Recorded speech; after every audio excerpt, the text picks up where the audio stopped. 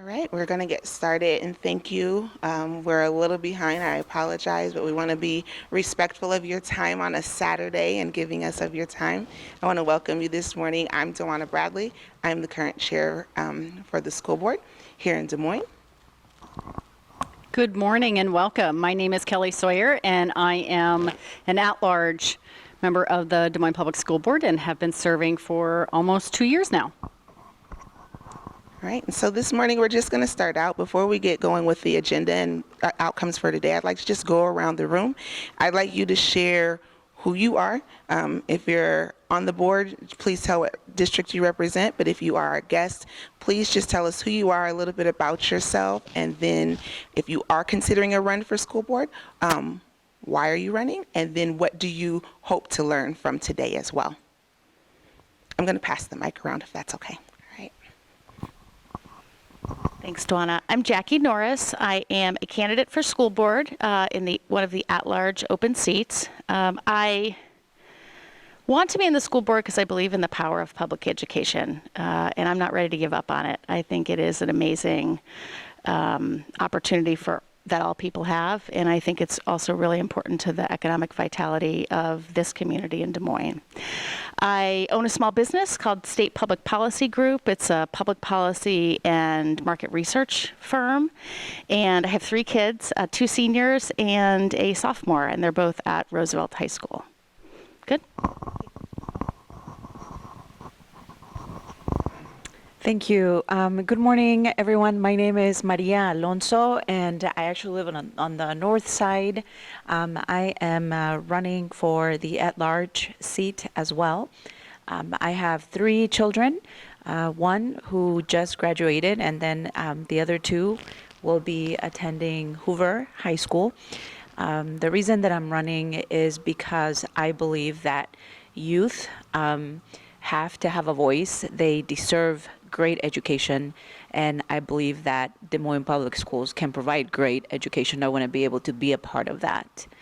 And tell me what I hope to learn. I am needing to learn a lot. So anything that I can get today, I am very new at this. I feel like anything that is given to me is going to be of great value. Thank you. Good morning, everyone. My name is Lloyd Elam. I have 2 kids. One is 6 and one is 2. Why am I running? I think it's threefold. Number one, I think that the public school system is under assault to make it a private market good instead of a public good. I think number 2 is that, as Jackie was saying, the economic competitiveness, making sure that our children have the skills they need. And I think the third is to make sure that every child has the opportunity to experience the fullness of all that America has to offer. And that can only be done by having a baseline of skills through a public enterprise called public schools. So that's why I'm running. Don't want to do a political commercial here. I'll stop talking. But I think I've sat with this before last summer. I think both of us did. And so just any additional insight as an official candidate, I think will provide a lot of knowledge going into it. Okay, thanks. Hi, I'm Cindy Ellsburn. I am a former school board member. I served from 2011 to 2019, and now am here just to hang out and be part of the conversation. I am a governance coach now as well, so kind of really like this stuff. So that's me.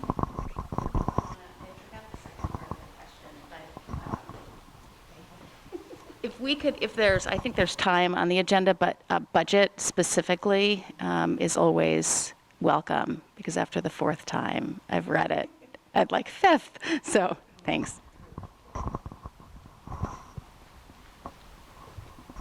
Good morning, everyone. I'm Kim Martirano. I currently serve in the District 1 seat, and can I officially announce my campaign here now? I will be running to maintain that seat in November. So thank you all for being here.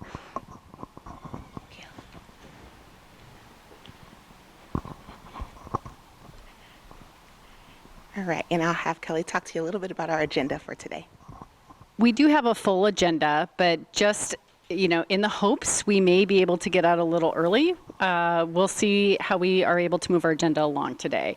We will start off with a conversation with AJ Craybill, who is our governance coach and has agreed and is here in person with us today to share more information with you with regards to student outcomes focused governance, which is really our shift in the Des Moines district of really, if you've noticed our conversations, how they've maybe shifted lately, we are really looking to move forward in our student outcomes focused governance.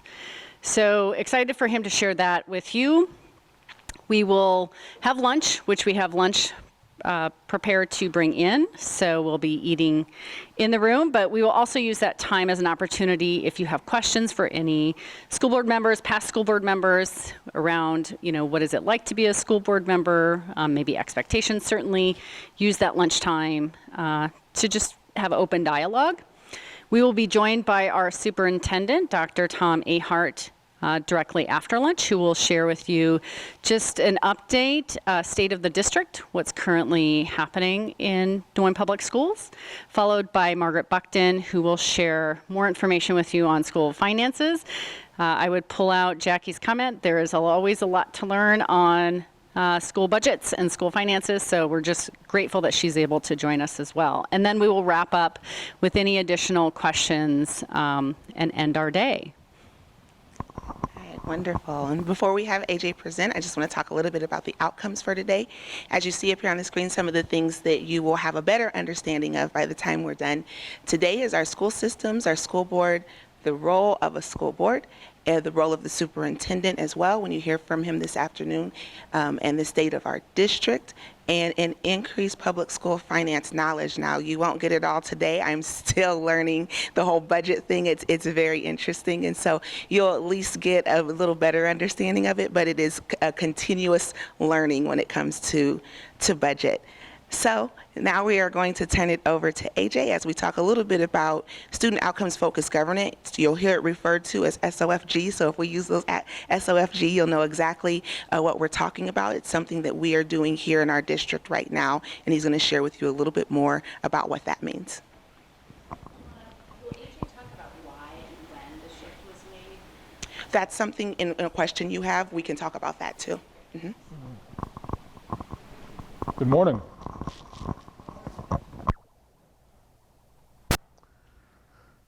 So, the best way to start Saturday morning is with a quiz. So go ahead and grab your pen and paper.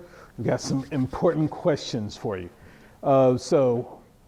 Question number one. I'm going to set this up for a little bit, so don't start writing yet, because I'm going to give you really specific instructions on what to write. So the first question really centers in on why does the school system exist in the first place? I mean, really don't write anything, but just take a moment to reflect, why did the community choose to have a school system? Like, what is the purpose? Why does it exist? Like, if there's only one thing that the school system could accomplish, like what was the thing that the community said, we're going to have a school system for this reason? If you had to really kind of narrow it down to the most clarified nugget of truth, the community chose to have a school system. And where we want to start our conversation today is grounding in why. And so as you take a moment to reflect, question number one, in 10 words or less, why does Des Moines Public Schools exist? In 10 words or less.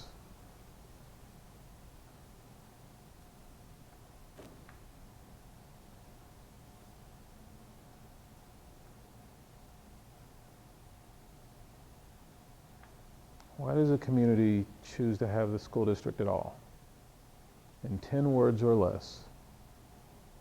Why does Des Moines Public Schools exist? In 10 words or less. Why does DMPS exist?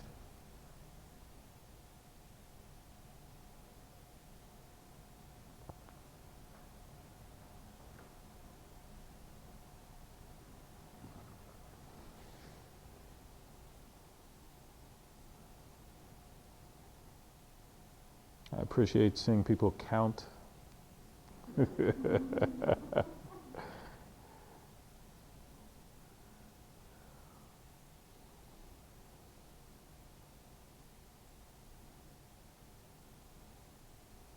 every now and then somebody will be like, "Why? I can't fit into 10 words. I'm going to need at least 30 words." My snide response is, if you haven't figured this thing out yet to that degree, probably don't run yet. Like there's value in being really clear about why are we even here? Like, well, what's the purpose? What's the point of all this? What are we trying to accomplish? And if you can't figure that out in 10 words or less, maybe sort that out first and then run next time. Who would be the first to share? What were your 10 words or less? Who would be the first to share? I'll go. Yeah, we got a mic for you. Okay. We went through this exercise once before, and I wish I could remember what I wrote that time. But I this time I went with my U.S. government teacher lens, and so I wrote participants in a thriving democracy. Participants in a thriving democracy. Who's the object of that sentence? Say that again. Who's the object of that sentence? Who are participants? Participants are the students, right? So students should be participants in a thriving democracy. And in my mind, democracy is little d democracy, forums for inquiry. I wrote the word coexistence down, but I didn't like it because coexistence doesn't sound very collaborative. But so I use democracy just as shorthand for what democracy means to me, which is inquiry, dialogue, discussion, debate, and existence together in this beautiful melting pot. Yeah. So that's the angle I took on this one. Thank you, Jackie. Who will be the next to share? What were your 10 words or less? Yeah, Lloyd? My 10 words or less was develop soft and technical skills for an enlightened society to flourish. Develop soft and technical skills for an enlightened society. So should I elaborate a little bit? Yeah. Okay. So soft skills meaning that kids develop the skills to operate in a society where there is a rule of law, right? To understand how to interact with each other, communicate, what are the norms of a society. The technical skills to leverage those that are learned and taken to the marketplace, right? To talk to potential employers to say, I can increase your productivity, eventually your profitability, and as a result, right, you pay me a certain wage so that I have the potential to prosper and for myself, and not only for myself, but my respective neighborhood. I think that's the ultimate reason why any school should exist.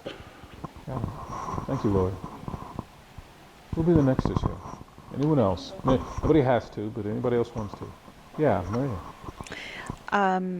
To provide youth and community a path to success equitably. To provide youth and the community a path to success equitably. Why is that important to you? No, we're not done.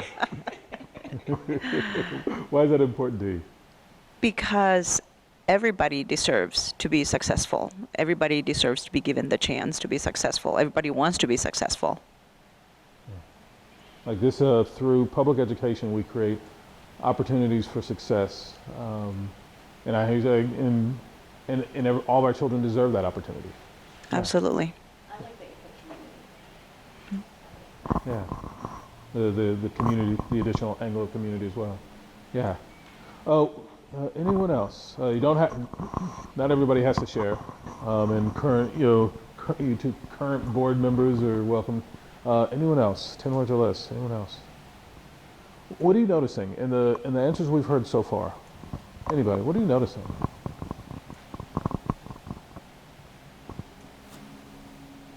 I mean, they're focused on positivity, like thriving democracy, community success. You had a word too that was positive, I think, Lloyd. Mm-hmm. Yeah. The positivity is about flourishing in an enlightened society. It's about the future. Yeah. And so I'm always curious in these moments. I ask, why does the school system exist? And like the answer I never get is so we could have really great textbooks.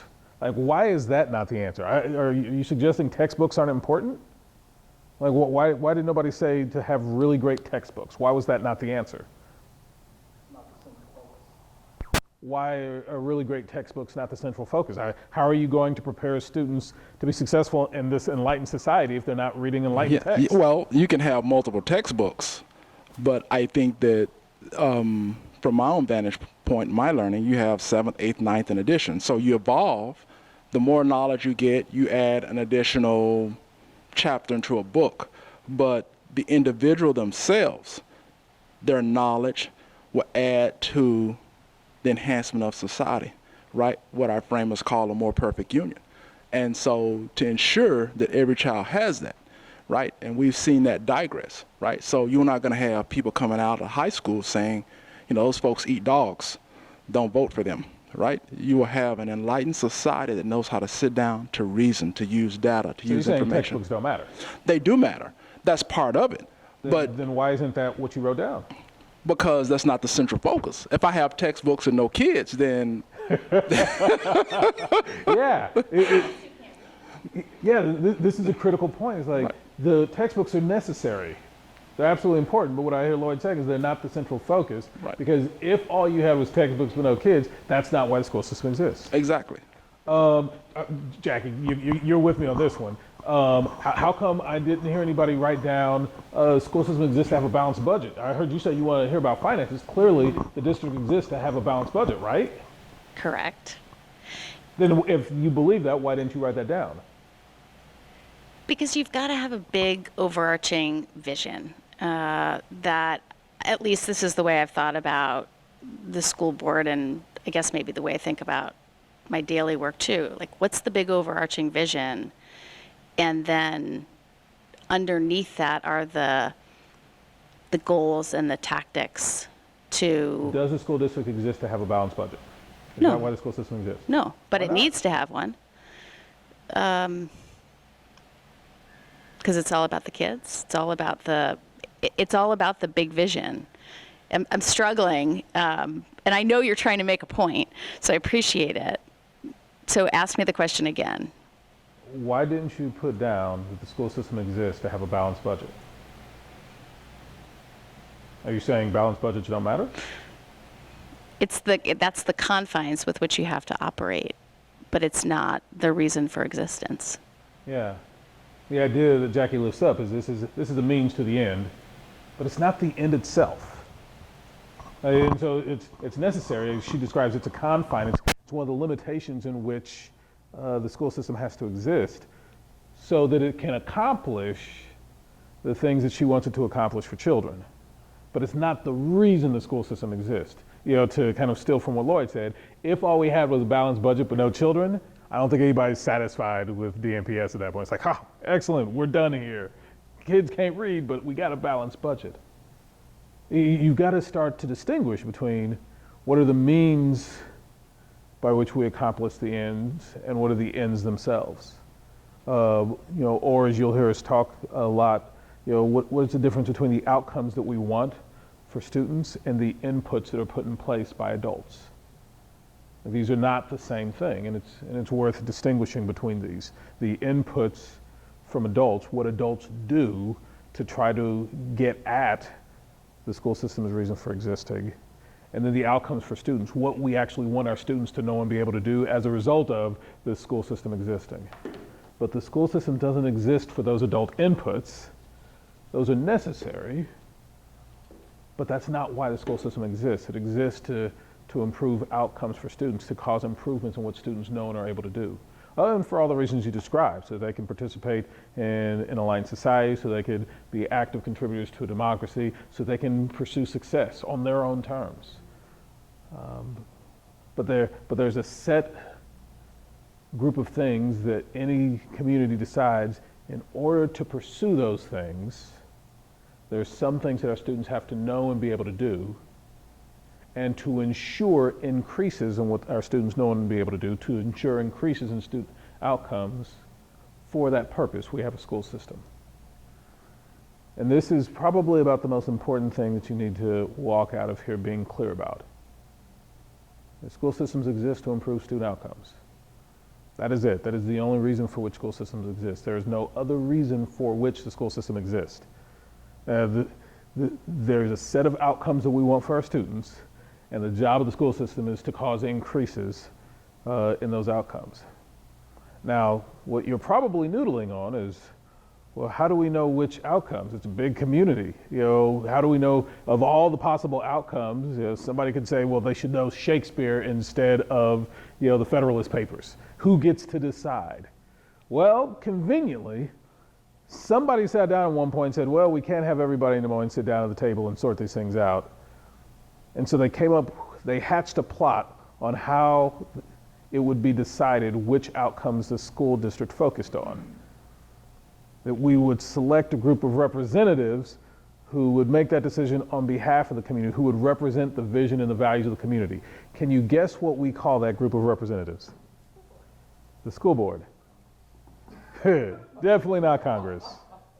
A vastly more important role than Congress is that of your local school board. And this gives rise to why school boards exist. That school boards exist to represent the vision and values of the community. And so the school district exists to improve student outcomes. But then that leaves the open question of which student outcomes do we focus on? That question is answered by the school board. The school board exists on behalf of the community and in pursuit of the outcomes that the community wants. The school board exists to represent the vision and values of the community. And these are our foundational principles. Everything we're going to talk about is going to come back to these things. The school system exists to improve student outcomes. The school board exists to represent the vision and values of the community. Because to say that the school system exists to improve student outcomes leaves open the question of which outcomes to focus on. And the way the community solves for that question is by selecting representatives, people who will listen for the community's vision for what children should know and be able to do, and will listen for the community's values around kind of what would be acceptable and unacceptable in our community. And then they try to identify who are the individuals who I most trust to represent my vision and values on my behalf at the school district. And they go to the ballot box and they select. And that is the sacred trust that exists between the community and the school board. The school board exists to represent the vision and values of the community. Two core ideas. What questions do you have so far? The school district exists to improve student outcomes. The school board exists to represent the vision and values of the community. What questions do you have so far?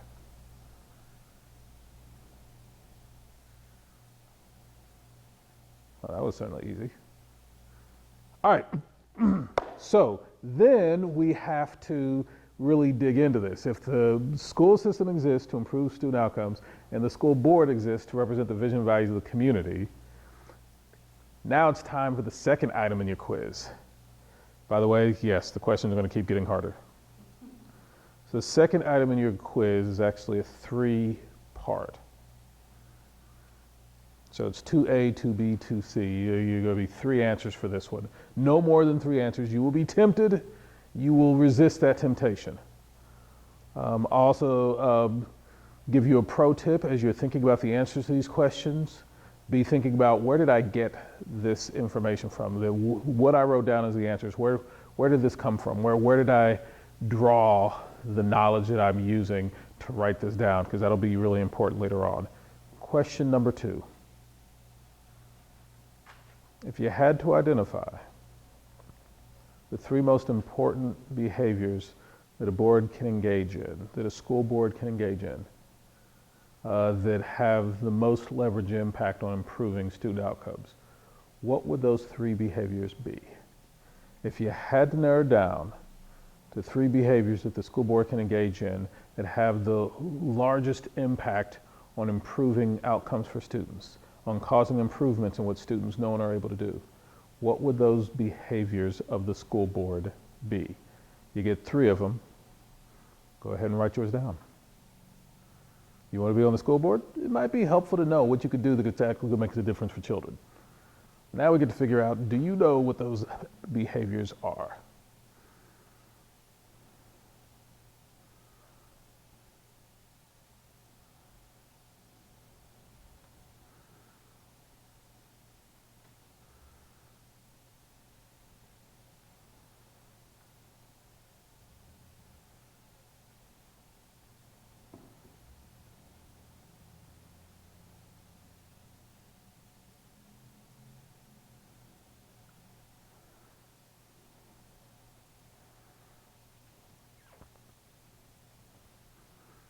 in education leadership, as in pretty much everything else in life, there are stronger strategies and weaker strategies. The question is, do you know what the strongest strategies are from the school board's perspective? Not from the superintendent's perspective, not from the principal's perspective, or the teacher's perspective, or the student's perspective, or the parent's perspective. But as a board chooses to engage in the behaviors that are most going to set students up for success, that are going to cause the greatest likelihood of improvements in what students know and are able to do, what are those behaviors? Pick your top 3.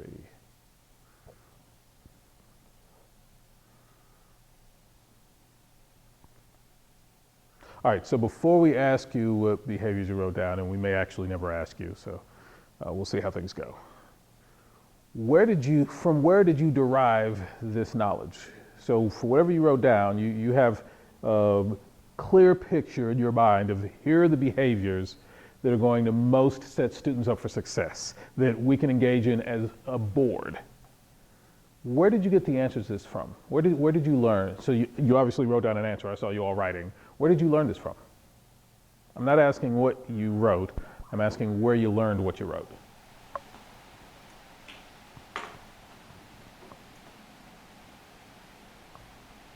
I think the simple, straightforward answer is life experiences. Life experience, got it. Yeah.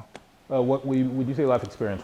What kind of life experience? I think just from your experiences, what you've been exposed to, your family history. Got it. So what specifically you've been exposed to that has informed you about what specific board behaviors are most correlated with improvements in student outcomes?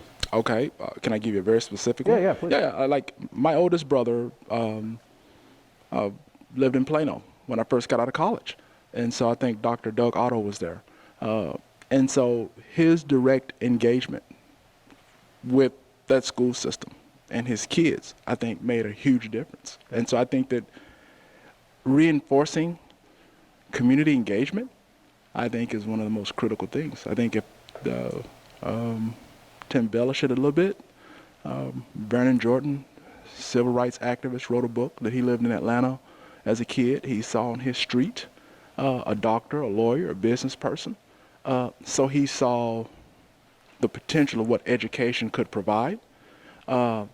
And I think so if a community reinforces what's happening in that school system, then I think it brings everybody into collaboration, and that there is a there's a force multiplier that says this is what's important.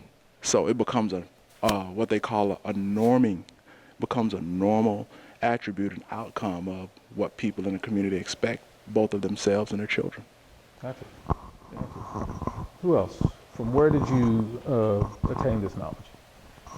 So I was CEO at Goodwill, Central Iowa, and so I have a board, and I thought about the board and what I saw as successful skills, both governance skills. So I think I used work experience. Yeah, work experience and working with nonprofit boards. Yeah. Gotcha. So, and what was successful in that? Gotcha. Yeah, Marie? So the 3 things that I have are. We'll come back to that. What? We'll come back to what you wrote down. Or, in fact, we may never come back to what you wrote down. Okay. So if you want to share, you're welcome to do so. But to be clear, that's not the inquiry. The question is, where did you learn Okay. the answers that you wrote down? Sure. I think just similar to what Lloyd shared, I think experiences, having kids, Yeah. being around people, working with families, listening to what concerns they have and their experiences as well. Gotcha. So the challenge that we often run into in this type of work is that I find that governance, like governing a school system, is largely not intuitive. Like some of the things that we might intuit that make the most sense, sometimes they match and sometimes they don't. And I've come to think that that's likely the case only because we don't have a natural mental model for what it means to govern. Most of us have a natural mental model for what it means to manage, or more specifically, to have been managed. And so, this idea of what management, is intuitive to us. A lot of us have, family relationships, and so this idea of kind of community connections, that's intuitive. But this idea of what does it mean to actually govern, I find is often not intuitive, just because we don't have the same mental model for it that we do with everything else. For that reason, I suspect more than any other, the behaviors that folks most often associate with, this is what school boards could do that's going to do the most good for children, often actually aren't anywhere near the top of the list, and often aren't on the list at all. When you think about this, consider this spectrum of behaviors. Behaviors that have a negative correlation, that actually make it harder for students to be successful. And then move on up the spectrum, you've got your neutral correlation, behaviors that they're fine to do, they aren't harmful to student learning, they aren't particularly helpful to it either, they're just kind of neutral. And then at the top of the spectrum, you have behaviors that actually have a positive correlation with student improvement, that when you behave in these ways, it's likely to push the system in ways that will make it easier for students to improve. It's pretty rare that you run into boards that behave in ways that are harmful. Like, basically, please don't steal. Like, those sort of things, like, would actually be legitimately harmful. What's more common is that what people write down and what you see boards spend the majority of their time doing generally fits into the neutral category. That these are valuable, important activities to engage in, but they don't necessarily move the ball forward, they don't move it back, and some of them are necessary. But like when you vote on the pencil vendor, like this probably fits in the realm of neutrality. Like it's, who you select to buy pencils from probably isn't going to drive the literacy rate in Des Moines public schools. But it's necessary, it's necessary. I would put that in the category of new. I hope this isn't what you wrote down. Like the number one behavior is we can determine the pencil contract. I hope that's not on your paper.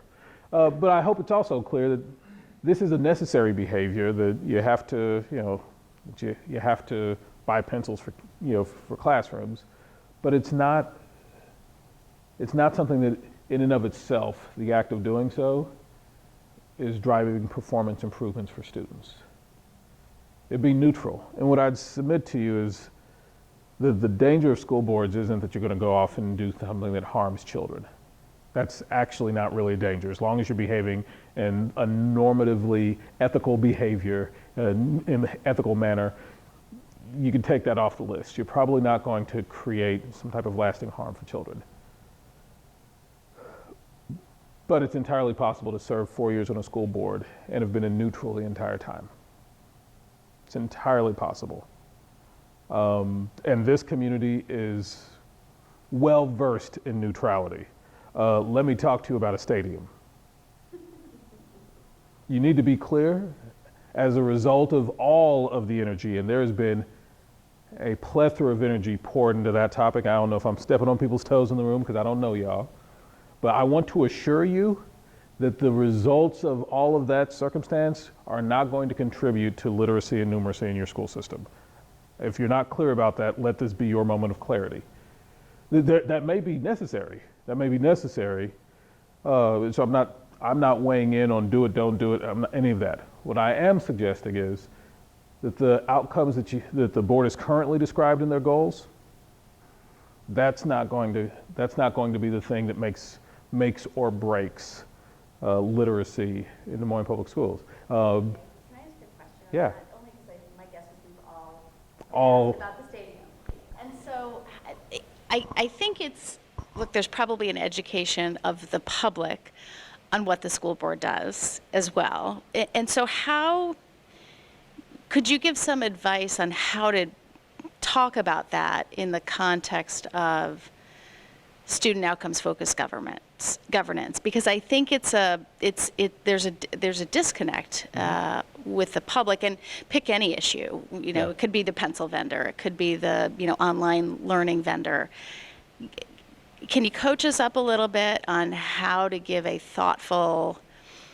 I'm not telling you to do my job as a candidate, but it is really a struggle to help people see that the eye's got to be on outcomes, but they also expect you to be thinking about this other stuff. And I don't know, I'm just looking for any any additional guidance you want to give on that. Do me a favor, literally write that question down. Okay. Because I want to come back to that. But if I do my job well, we may get some clarity on this. So we'll see. It's more likely than not I suck at my job, and so we won't. And so I'll come back and answer it directly. But if I actually manage to do some decent work here this morning, we may actually get at that organically. But literally write it down, because before we leave, if we don't get at it organically, I want to come back and directly address that, because it's going to dominate a certain percentage of your time as candidates, and so it's a very fair question, and I want you to leave here armed with some ideas about that.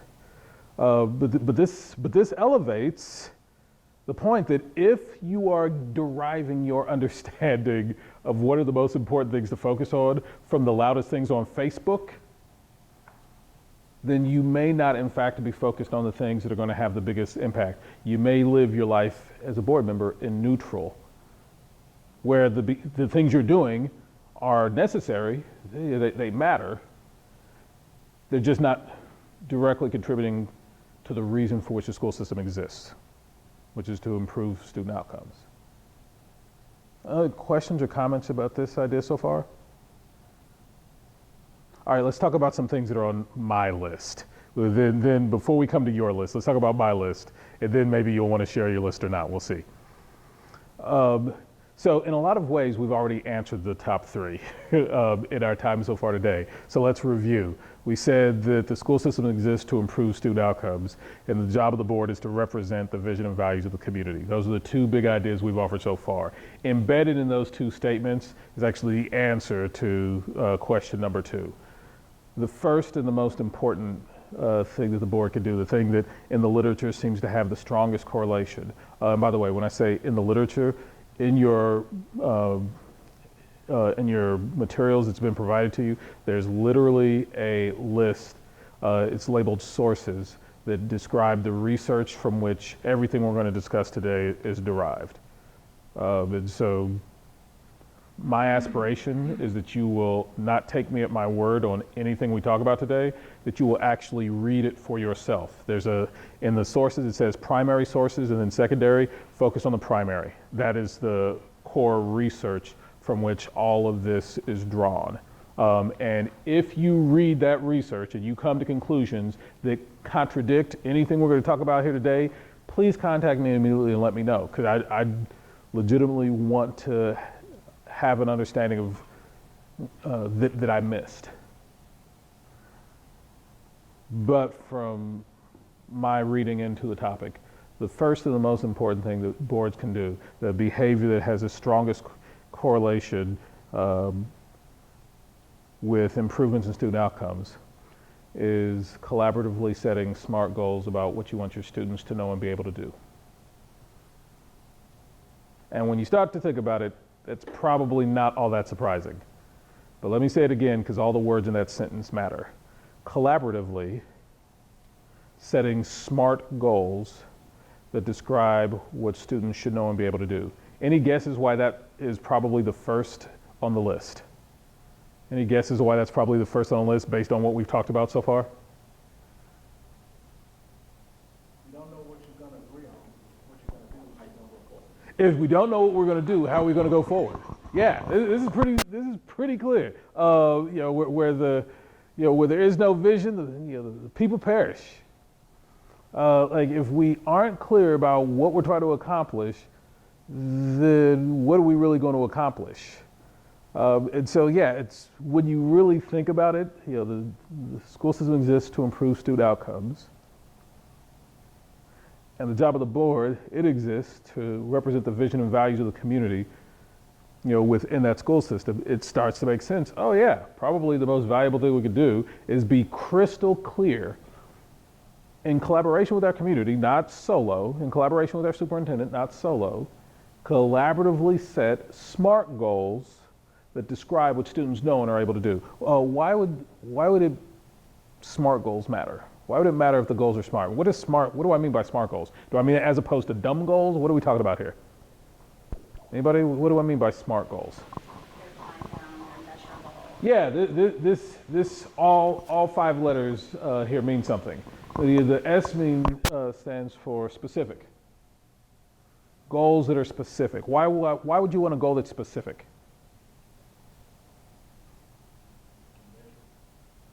Yeah, that actually helps us get to what M stands for, which is measurable. Yeah, you want goals that are specific and measurable. You also want goals that are attainable. It's not actually helpful, and it will be more clear why as we get into it. It's not actually helpful to adopt goals that are completely unattainable. There is a distinction between a vision and a goal. A vision says, what is our aspiration? We want this to be true for 100% of our students. The goal says, in a time-bound fashion, thank you, Jackie, what is the next step we're going to take in the direction of that vision over this defined period of time? So for the next 3, 4, 5 years, given where we're at, how close to that vision can we get? And if the answer is we can get all the way to 100, then put that in your goal. But if the answer is, hey, we're at 40 and we think we can get to 80% over the next 5 years, then make that your goal. Or we're at 60, we think we can get to 90, make that the goal. But the goal has to be attainable. It has to describe what is the next step that we're going to take in the direction of our larger vision for all of our children. This is why your goals don't automatically say 100%, because if that's not what is attainable in the next 5-year period, then that's not what you put down. If it is what's attainable in the next 5-year period, then it is what you would put down. They have to be attainable, specific, measurable, attainable. They have to be results focused. What is the result for which a school system exists?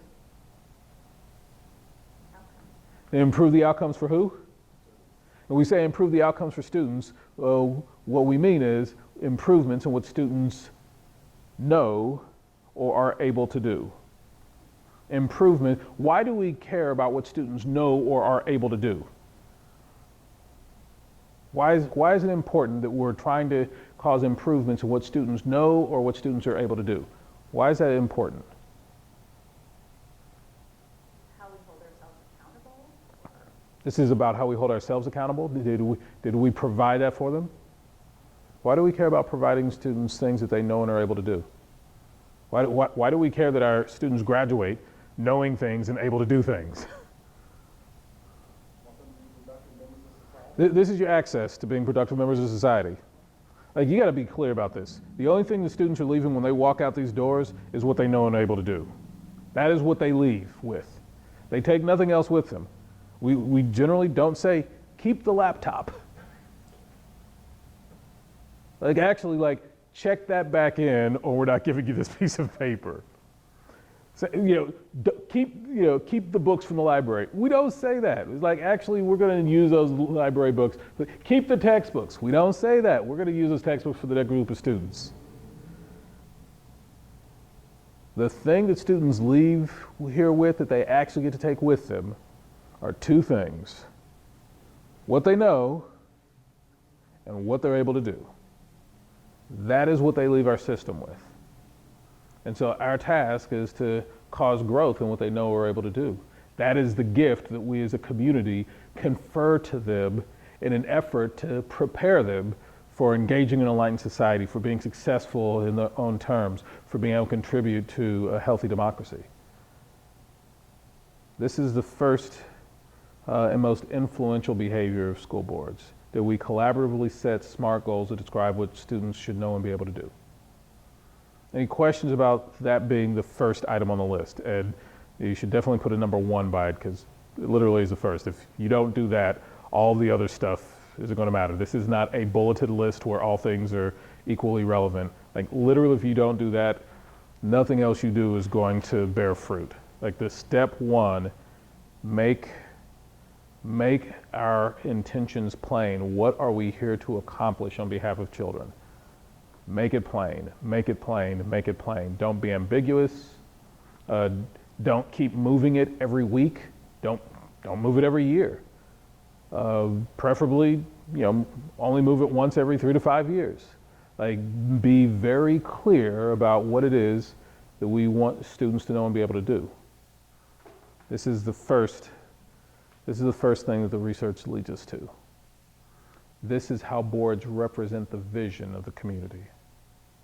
When we say the job of the board is to represent the vision and values of the community, goal setting is the first step boards take in representing the vision of the community. We're saying, what are the steps that this organization will take in the direction of the community's vision? That's what goal setting is. That is the first thing the boards do to represent the vision of the community, which also then gives rise to what the second behavior is. We've told you the first behavior, collaboratively setting goals about student outcomes. This gives us some hint into the directionality of what the second item on the list is. Because we didn't just say that the board represents the vision of the community. What did we also say? They also represent the values of the community. You're the standard bearer for the community's values. Absolutely. And so the first item is collaboratively setting SMART goals that describe what students know and are able to do. The second item on your list is collaboratively setting the non-negotiables.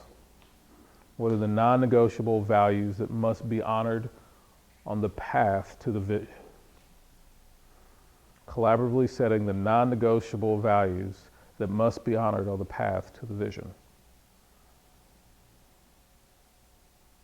Why do you think that's important? Why isn't it the job of the board just to represent the vision? Why does the board also have to represent the values of the community?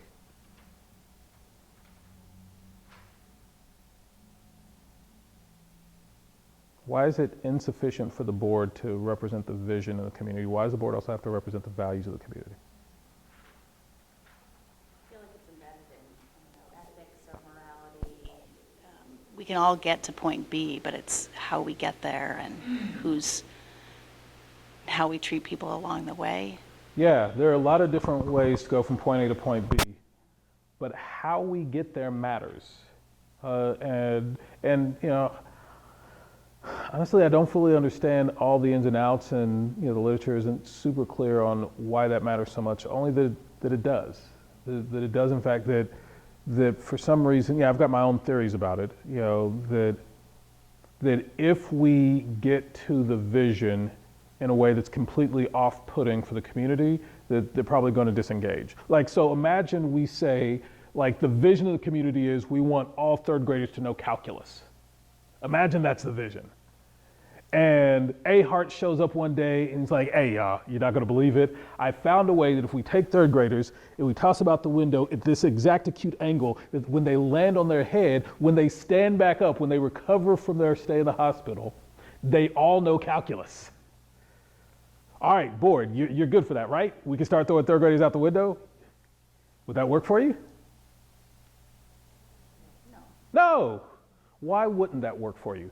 If that accomplished the vision that third graders now know calculus, why would you have a problem with that? Yeah, there's something about not abusing children, fine. I had an old political science professor that would always say, good politics makes good policy. And so if you have a board that set goals that reach beyond the scope or the values of a community, you have disengagement, you have pushback. Yeah. And the outcome of that is that a population pool of students, if you have, disengagement and pushback, then ultimately the outcome is trying to right size or optimize the allocated resources to those goals you set, Yeah. ultimately is going to be undermined. Yeah. And so those students themselves, right, are going to be the ones who's going to take the blow, not the adults. Absolutely. And I think that's, to make sure that I'm learning this on the campaign trail, right, that all the noise trying to get to the core reason of why I'm running is often, you're having to try to figure out, okay, let me align to make sure that people won't listen to you. They won't listen to you until they hear you. And so the only way they hear you if they believe that you actually have some semblance with their values. Yeah. I think your old professor is spot on. And if folks want to know that you're actually going to do your job, which they intrinsically own as representing their vision and values. Like, even if they couldn't explain it in those terms, like, as candidates, you're already feeling like these people are busy trying to nudge around the edges of me to figure out, am I aligned with their values? Am I aligned with their vision? That's because even if they can't articulate it, in those same terms, but we've all been there. Like, I'm going to generally hope that you all have been involved in the electoral process before today, and that you've been in the same situation where you've kind of interrogated would-be elected officials. And as you begin to contemplate that interrogation, notice that what you were probably doing was trying to figure out, do they share my vision for this community, where we want to go? Do they share my values for this community? How do we get there? And the people who I feel like, I don't know if they share my vision and values, I'm less likely to vote for them. And the ones who are like, man, this person really connects with my vision, my values for our community. This is somebody I feel comfortable voting for. This is somebody I'd go door knock for. If there's that really strong alignment, I'd go door knock for this person. And so, yeah, I think your professor nails it, is that what we really want to do is create this increased sense of alignment. That we want all the adults, to the greatest degree, rowing in the same direction. And that's how this canoe that we've got, in this community, 40,000 kids in, canoe, moving with speed toward the vision that we have, for those children. And the more that we can cause alignment of adult behavior, I think the faster that canoe goes. And the less we have alignment of adult behavior, the more slowly that canoe goes. And the results of whether that canoe is going quickly or slowly is, as you said, I think is really important to notice, is less visited on the adults than it is visited on the children. Like, if children only get 2/3 of the education we owe them, we all still have houses to go home to tonight. We're not robbing from us in the present, we're robbing from future us's and children in the present. Like, there is a cost to non-alignment in adult behavior. There's a cost, and that cost is most aggressively borne by our children. And so creating a school system that doesn't honor the values of its community, I think it's disruptive to that alignment. And there are some times where disruption has to happen. We could talk about that. But in that moment, it becomes the job as the elected official to go back and explain, actually, our values are in alignment. However, here is why this is the direction we need to go instead of this direction. In order to fulfill on our aligned values, we actually need to take these steps instead of those steps. It's your job to go out and explain, yes, actually, this is alignment with our shared values, but this is why. It doesn't look that way. This is why. It's your job as an elected official to communicate that. It's not folks' job to just automatically know it. It's your job to communicate it. That's one of the things about being an elected official. You're going to know more about what's going on in the school system than everybody else does. That's literally why they elected you, so they didn't have to, be at the board table, every Tuesday night. That you're there on their behalf. So you're going to have more kind of insights, more details. And so sometimes you will be acting in a way that is aligned with the values of the community, but it won't be apparent to the community. It's your job to go and explain it, to go and communicate that. First, collaboratively setting the vision. Second, collaboratively setting the values. Number 3 on the list. publicly monitoring progress relative to the vision and values. Why do you think this is number 3? Publicly monitoring progress relative to the vision and values. Why do you think this is number 3 on the list?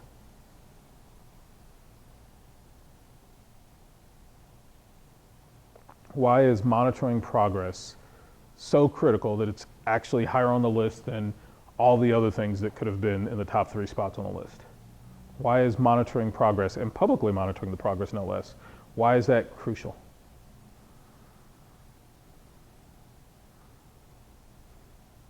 I mean, I think without any monitoring, how do you know how you're doing towards we the know how we're SMART doing? goals that you've set? I think the public piece is connected to trust. The community trusts you to do this work, and so public, in the positive way, it's transparency it's a value. Maybe it's connected to the value of sharing this. Public education, I think, the expectation. I think there's also probably an expectation, whether it be because people are taxpayers or they're investing their dollars, that we owe it to them to give them a report card on how things are going. Yeah, they're literally paying for this. They probably are owed a report on how it's going. Anybody else? Of all the possible things that you that could be on this list, and I don't even know if this is one of the things you wrote down or not, but of all the possible things that could be on the top 3 list, why might monitoring make the cut? Why is publicly monitoring progress relative to the vision and values? Why is that so important? I think you're reinforcing the person. Yeah, this is about culture settings. Say more about this. Right, because I mean, if you tell people here's the vision, here are the goals, then I know that people are accountable, and so that you keep people on board. And so I think it's easier to ask people to contribute more resources or put more manpower into that.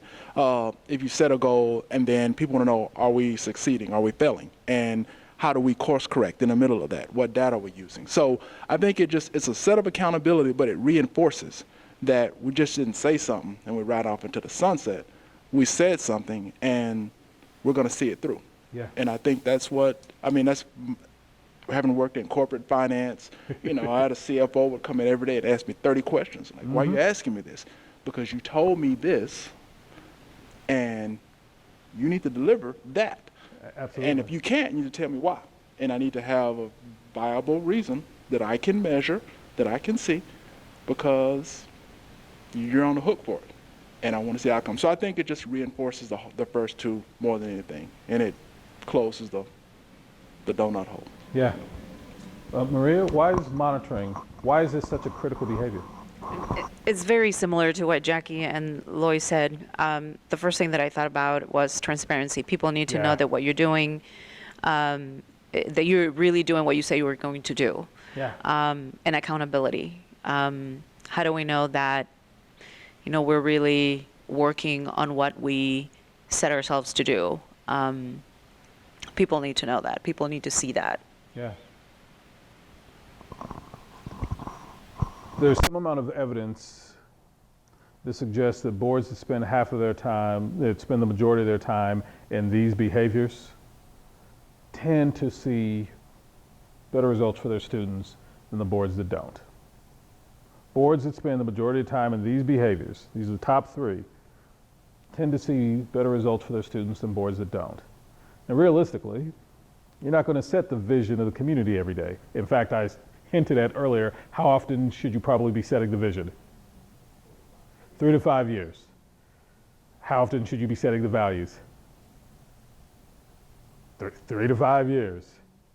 So of the 3 behaviors, which is the one that you're most likely going to be spending the most time doing in reality? Publicly monitoring, yeah. And there's some evidence in the literature that suggests that boards that engage in this, that focus on these 3 things for the majority of their time, tend to see better results for students that than boards that don't. So now, the question to wrestle with is, are these the 3 things that you wrote down for question number 2? I'm not asking what you wrote down. Are these the three? How many of you wrote down all three of those things? Two of those things? One of those things? Yeah. And so this goes back to what I said earlier. Governance is not necessarily intuitive. Is that we all have the experience of, having family members in schools. We all have the experience of being managed. Many of us have the experience of being managers. And so we bring all that stuff with us to the conversation. But to be clear, that those behaviors and those experiences are not the experiences of governing a school system. They're informative, they're instructive. They're just not governance experiences. And so you'll want to be very careful about copying and pasting them. Or to say it more directly, when I joined my local school board, I had all of the same experiences you all described. My kids were in the school system. I'd had family who'd been in the school system. I'd served on nonprofit boards. Many of them I'd served on, city commissions and all these other things. And I was of the belief that I knew exactly how to effectively govern the school system. And now that I'm arriving, all shall be great. As it turns out, I'm dumber than I look. And it took me not very long, but about 6 months before I realized I was completely out of my depth. That for all the experiences I had, none of them were translating into actually helping me help children. And it was obvious to me, spending time in the board meetings, that what I was doing was not actually helping me help children, so much so that 6 months in, I was like, I gotta resign. This is not what I signed up for. I know I'm not making a difference. I don't know what making a difference would look like in this context, but I know this ain't it. And so I made the decision to resign from my school board after 6 months. Now, fortunately, I had some very, very, very aggressive campaign committee members who, once I let them know this, they promptly straightened me out and said, no, brother, we did not knock on all these doors and stuff these envelopes and make these phone calls for you to punk out after 6 months. You need a new plan. And thus ended my plan to resign from the school board. And what became the new plan was to figure out, okay, what would it look like then? What would it actually look like to govern in a way that really drives performance improvements for our children? And what I learned on that journey is a large part of what I've shared with you so far this morning. That there are certain behaviors that matter more than others. And the behaviors that matter more than others are probably none of the behaviors that any of us would write down initially. But if we don't follow the evidence, children will suffer for our ignorance, every bit as much as children suffered as a result of the ignorance that I brought to my boardsmanship in my first term. And I want to be clear to you that I am clear. Children suffered as a result of the ignorance that I brought. It was not my intent, but it was most certainly my impact. Your school board provided you with this conversation today explicitly so you would not have the experience that I had, and frankly, the experience that some of them have had. Let's take for a moment, what are you taking away from this conversation so far this morning? So first we had you write down why does the school system exist, and then we talked through why school boards exist, and then we had you identify, or as the case may be, misidentify what are the three behaviors that kind of are going to have the most influence on accomplishing the reason for which the school system exists. And now we're kind of debriefing through that. What are you taking away from this conversation so far? Who will be the first to share? As you're just kind of reflecting all this. Maria, what will... Governance is not intuitive. That's like, it's just like resonating with me. Yeah, why is that? I think we have to think more objectively. We have to stay very, very objective, but yet focused on kids. It's all about the kids. Yeah. And how do we avoid that suffering for them. Yeah, this is a real challenge. How do we keep it about the children in a way that authentically is going to make a difference, even if that way not being intuitive to me also winds up not being intuitive to the people who elected me. So if Right. the people who elected me are saying, we want you to serve the children and we think that looks like this, and you understand it looks like this, the question is, how are you going to square those two competing phenomenon? Are we getting closer? Yeah, I mean, this is the reality that we face. Because check it out, you're going to walk, into Hy-Vee, 5 minutes after getting elected, and somebody going to roll up on you in the produce aisle. Hey, I voted for you. My tax dollars pay your school board salary. Like, I expect you to handle this problem that I've got. And I don't actually see any problem with the community engaging you. You're the fool who signed up to be an elected official. So, you want to be a public official? Guess what? Expect people to approach you in public with the issues that they have. And those issues will be real, and they will really expect you to do something about it. And in that moment, you got to figure out, what do we do here? But almost never in my 8 years on my school board did somebody come up to me, in Hy-Vee and is like, hey, look, you all are totally wrong about the vision. Here's what it needs to be. Here's what you need. Hey, the monitoring you all did around the values, here, you messed that up. Here's what you should have been monitoring, and here's how you should have. Like, that conversation literally never happened in 8 years. But in 8 years, plenty of times when people, hey, I realize you're trying to, buy groceries for your kid for the week, but I need to talk to you about, and then they would talk about whatever their issue was. And in your case, that issue's going to involve stadiums. It's going to involve all kinds of, it's definitely going to involve masks at some point. All the interesting issues. Critical race theory will probably pop up in there. Be prepared for all these things. And next month it'll be a different 3 things, and the month after that it'll never stop. And that's what folks will want you to be focused on, not because they don't love kids, but because they do love kids, and they are seeing that world from their perspective. But it's not a governance perspective. It's a perspective of someone who's trying to solve an immediate problem that they perceive that is a real problem for a real child that they're passionate about, and we want them to be passionate about it. But what we don't want is for you to be ineffective as a board in serving children. And so you've got to figure out, which is the crux of Jackie's question, like, how do we juggle this? How do we handle this? And to Maria's, kind of observation here, this ain't necessarily intuitive. So if it's not intuitive to me, it's not intuitive to them. Like, how do we sort this thing out? We'll dig into that some more. Anyone else? What are you taking away so far from this conversation? Yeah, Jackie? I might bumble through this statement. The values piece. Yeah. What are those non-negotiables? And if you apply that specifically to Des Moines, Yeah. this is a deep, big one. And because it's equity is a big piece of it, right? So I don't know. I'm trying to work through it in my head, and it's something I know I've talked to you, Lloyd, about as well. But what are the values of the community, Yeah. and do we really know what the values are of our own community, and have they embraced those with energy and fervor? Yeah.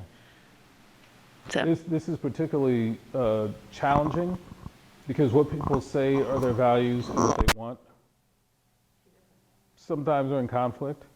Like, I hear a lot of people say they want equity until the ramifications of creating an equitable system impact their kid, and then nobody wants equity at that point. So that is about as real of a scenario as I can think of, and I promise you, in your first 4 years on the board, you will run into, it's like, wait a minute, this person's been saying equity, equity, equity this whole time. We created equitable system, and now they're mad about the impacts of an equitable system. And so this question of, do we value what we say we value? Like, that is not a throwaway question. Like, that's a real challenge. But I think it also lends itself to why the public monitoring is so critical. The public the constantly having a public conversation of here's what we have said our values are, and we're taking these actions consistent with what we've said our values are, come what may. Like, and that's when we figure out, are these our values, or are these our values when it's convenient for them to be valuable? But the ramifications of that are on you. And so your thought here is that we should probably be really clear about what we hold up as the values, because when we go to implement them is when they're going to be tested. And if we captured them wrong, we're going to pay the price for that as a board, even though we were acting in good faith. I mean, it's a very real issue that you lift up. Anyone else? What do you take away from this conversation so far? First thing comes to my mind is this cartoon, Charlie Brown, elected president. Linus runs for president, right? He runs for school body president. And, everybody gets behind him, and he gets elected, and he goes into the principal's office to give them the 3rd degree. And then he comes out, and Charlie Brown's sister says, "Did you tell him?" And he says, "Well, let me start backtracking some of this stuff." She goes on this tirade about, I knew it, they're all selling out. But I think that, not to be facetious, one thing I was thinking about is, if I'm so fortunate to be elected, I need to go find all my board members and go buy them a Christmas present.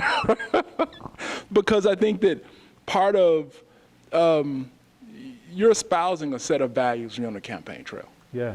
And how you're measured as a person, but are your character about those values that people buy into, right? And I'm betting my lot on a campaign of ideals. Yeah. And so how do you make sure that going into those, smart, right? And where you have very tight budgets, where you have school systems that have obligations, how do you make sure that some of the things that you're allocating to the public can actually become reality? Because if you can't do that, right, and if what you're saying is you kind of get into this neutral place, then it's not just about you, it's about the entire, people lose faith in the system, and they lose faith in the school system. And right now, I feel like there is a crowd that really is betting on that. They're betting on that. And I think we saw it this past winter. They're betting on that. And I think we have to articulate to a weary public that this is your best choice. It's a public school system. And I think that that's the real challenge, I think. That's the thing that scares me. The easy thing is to run and lose and ride off into the sunset. The hard thing is to actually get people to buy into something and then can't in some ways give them tangible results that they can say. Have to deliver. Right. And I think that's the scary thing I was thinking about driving back to Des Moines last night is, can I deliver some of these results? And I think that's the thing, and I can't do it by myself. I was going to say, the answer to that is no. I can't. Right, yeah. So Turns out it's a team sport. Yes. And so I think that's the hard thing is to have somebody have some hope and then can't deliver some form of help. I think you may be able to survive the next election or whatever you want to do, but people's belief and values are holding on a thread through a lot of public institutions. And I think that, God help us if, they've lost 2/3 of our institutions on the levels. They've lost faith in it. But if on the most basic, which should be, I agree, nonpartisan in nature, if we can't give them some semblance of belief in that, then we got much bigger problems. And that's the thing that is not so much losing an election I care about. It's winning and then having to look somebody in the face and say, nothing that I said I can deliver for you. Yeah. That's a problem. That's a serious problem. So, yeah. So that's the thing that I take is to make sure that people have faith in the most basic of institutions in the school system.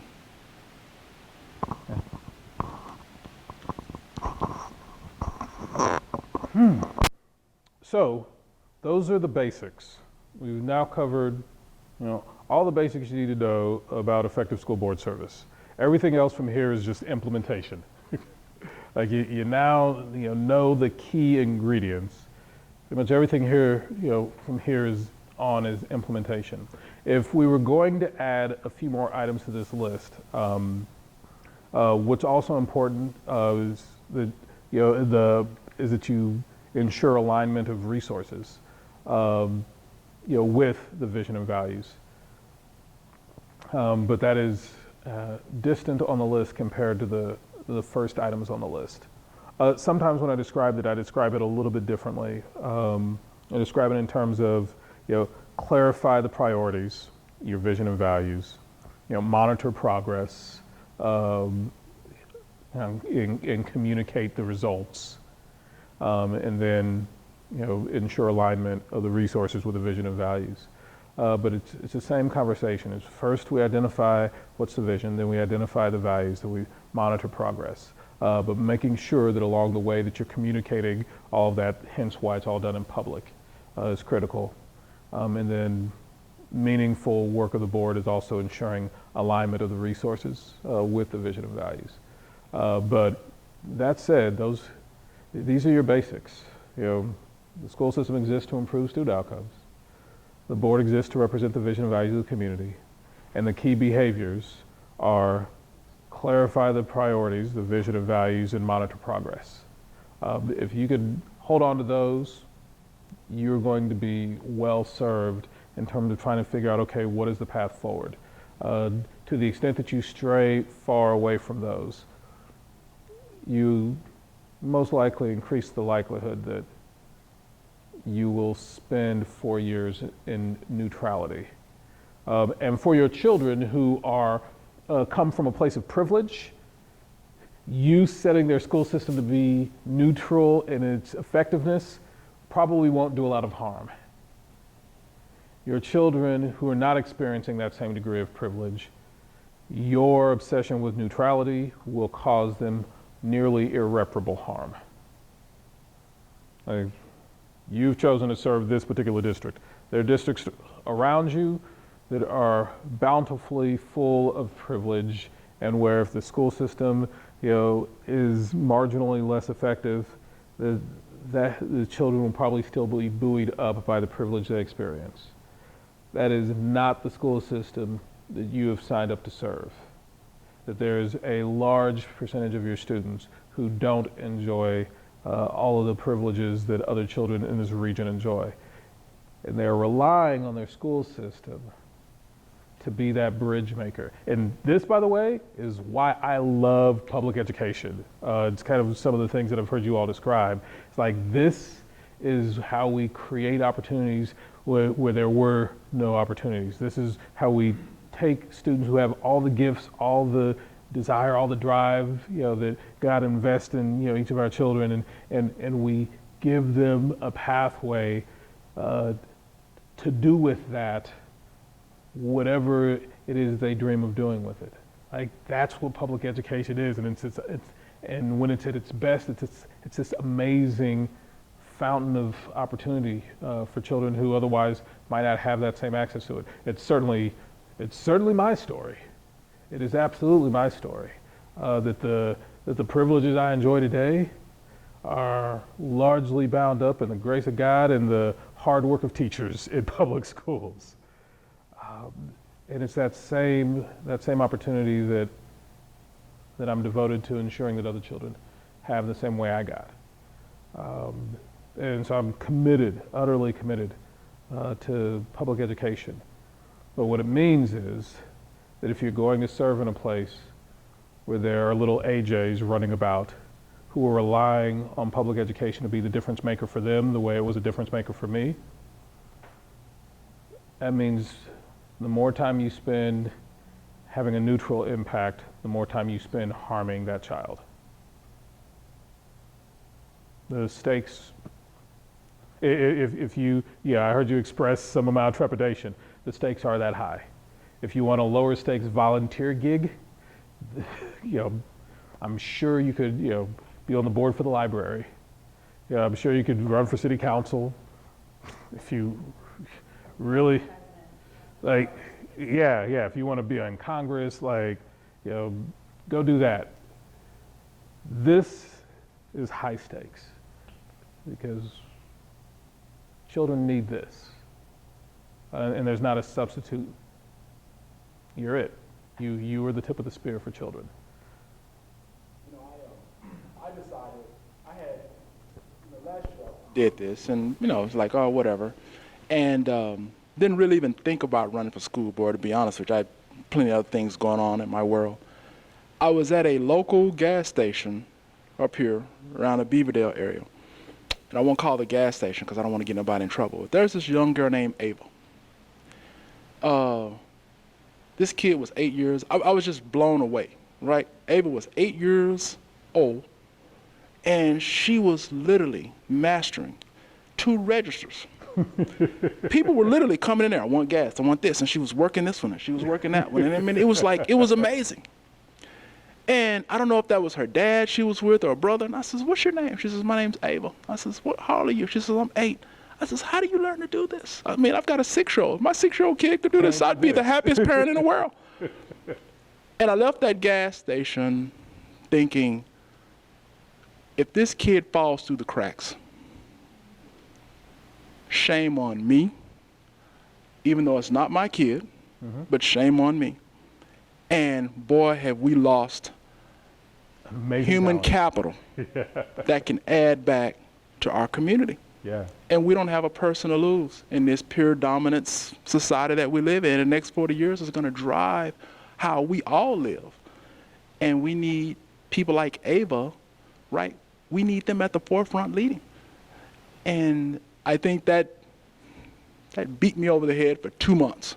I just couldn't well, what about Ava? And it's like, well, wait a minute. That makes no sense.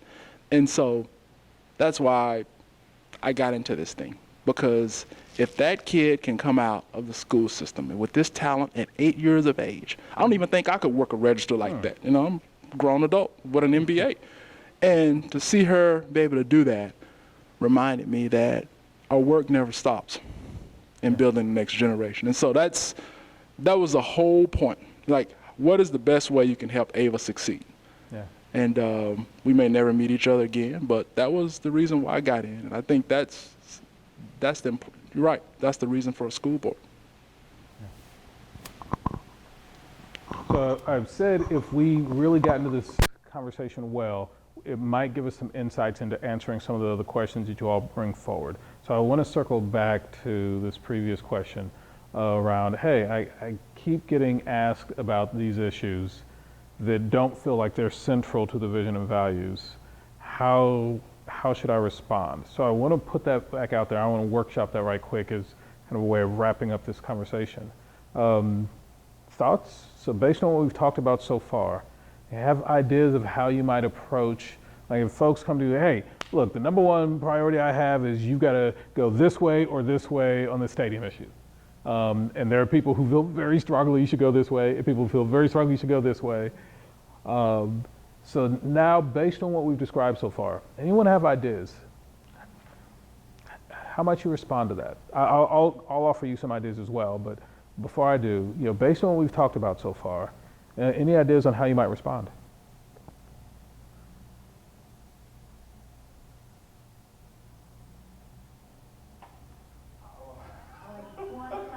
Who wants it first? Become a candidate for him, but I mean, I've been asked this question. I've been asked, about the CRT thing. My belief is to try to, yes, people want to know how you really feel about it, and in a public forum, I don't know if this is a proper venue to address it specifically. I have my opinions on it. But what I tend to tell people is it's gone through the cycle, and even the courts have spoken. Now, those lingering issues that are there, right, I'll give you my commitment to try to find some ways to work on them.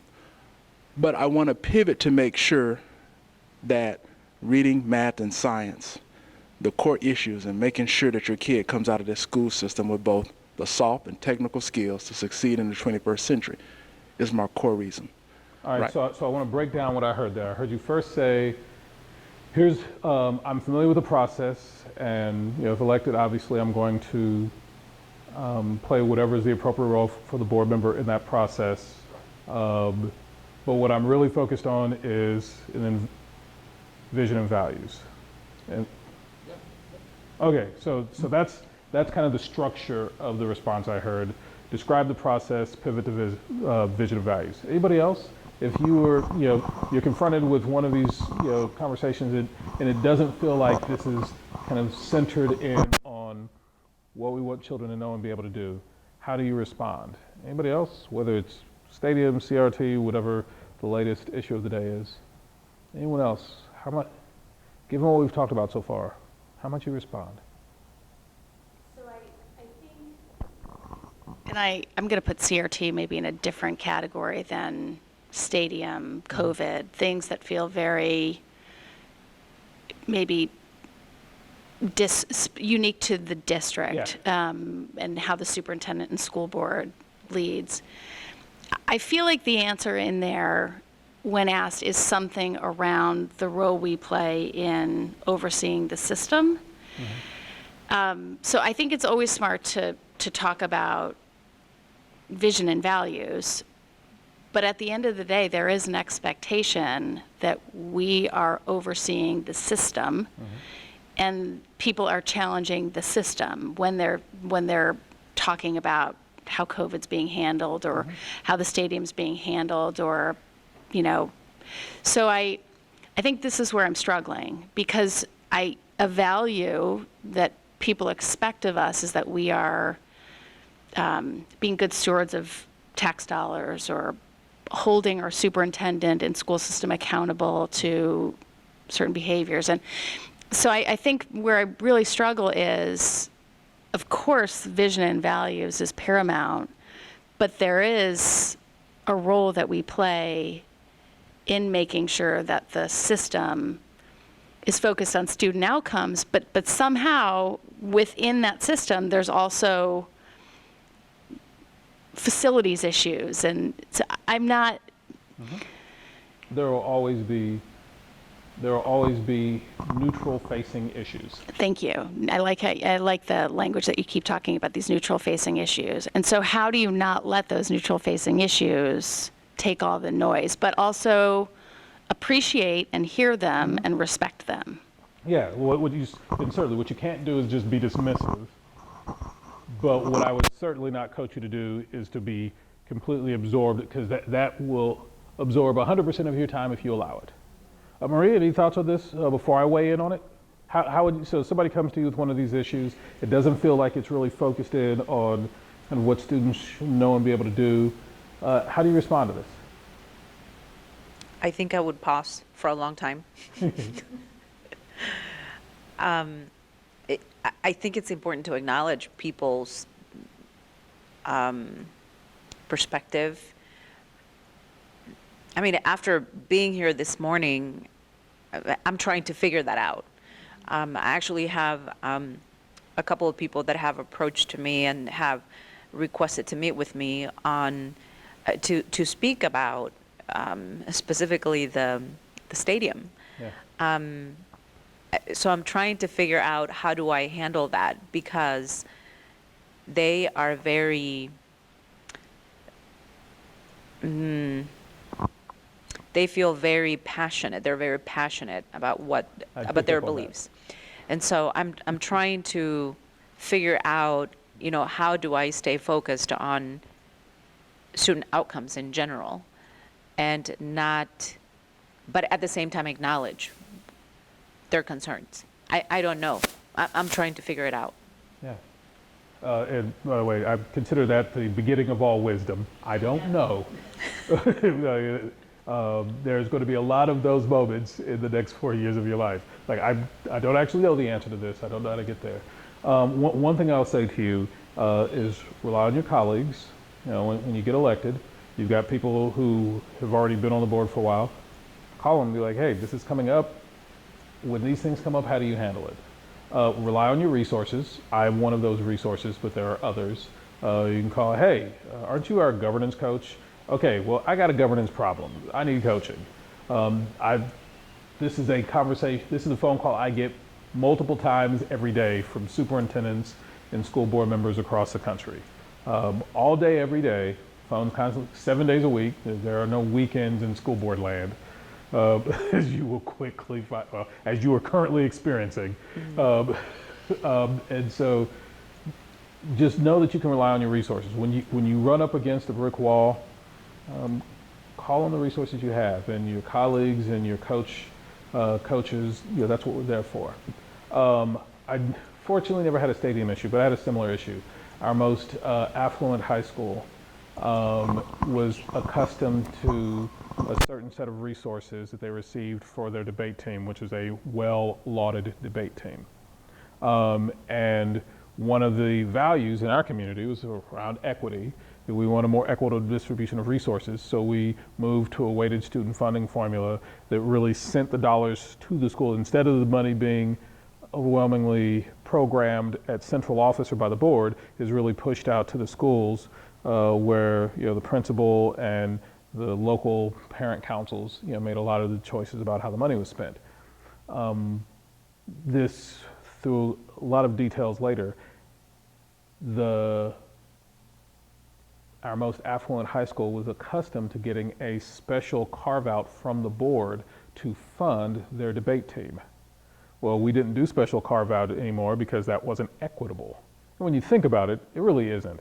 Carve-outs from the board, who do you think the board's giving money to? The board, anytime you hear board carving out money for a particular group, be suspicious. Like, is it possible the board is behaving in an equitable manner? Possibly. But in my experience, more often than not, the board is responding to the squeakiest wheel, and the squeakiest wheel, more often than not, tends to correspond with folks who have the resources and access to privilege and access to board members. It's not something that's driving equity. And so we quickly realized that about ourselves, is that all this money that we're doling out isn't going to our neediest students, it's going to our most organized parents. And so we went to this weighted student funding formula, and it had this negative impact on our most privileged high school. And so they showed up at my doorstep saying, where's the money for, don't you believe, in debate? Why are you depriving children of debate? This is just as heated for them as your stadium is for you. Only I would argue this is a whole lot closer to student outcomes than a stadium is. There's a few things I did in that moment, and I'll share them with you. Again, this is kind of off our topic today, but it's still related because you're going to deal with the same thing. So the first thing I did, and I appreciate the term that Maria used, the first thing I did is I acknowledged what they had to share. I would counsel you, make this be the first thing you do. Acknowledge what people shared with you. And so somebody would come to me and say, hey, why don't you care about speech and debate, and why do you defund debate, and when are you going to restore the funding for debate? And I said, I heard you say, why don't I care about speech and debate? Why am I dismantling speech and debate? When am I going to restore funding for speech and debate? Did I hear you correctly? Like, yeah, that's what I'm talking about. So the first thing I did, I just wanted to make sure that they had the experience of being heard.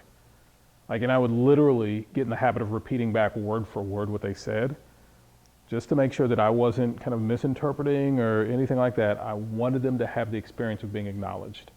And so I would encourage you, through whether it's through repeating back exactly what they said, or if you have some other method, that's a method I use, but it doesn't have to be your method.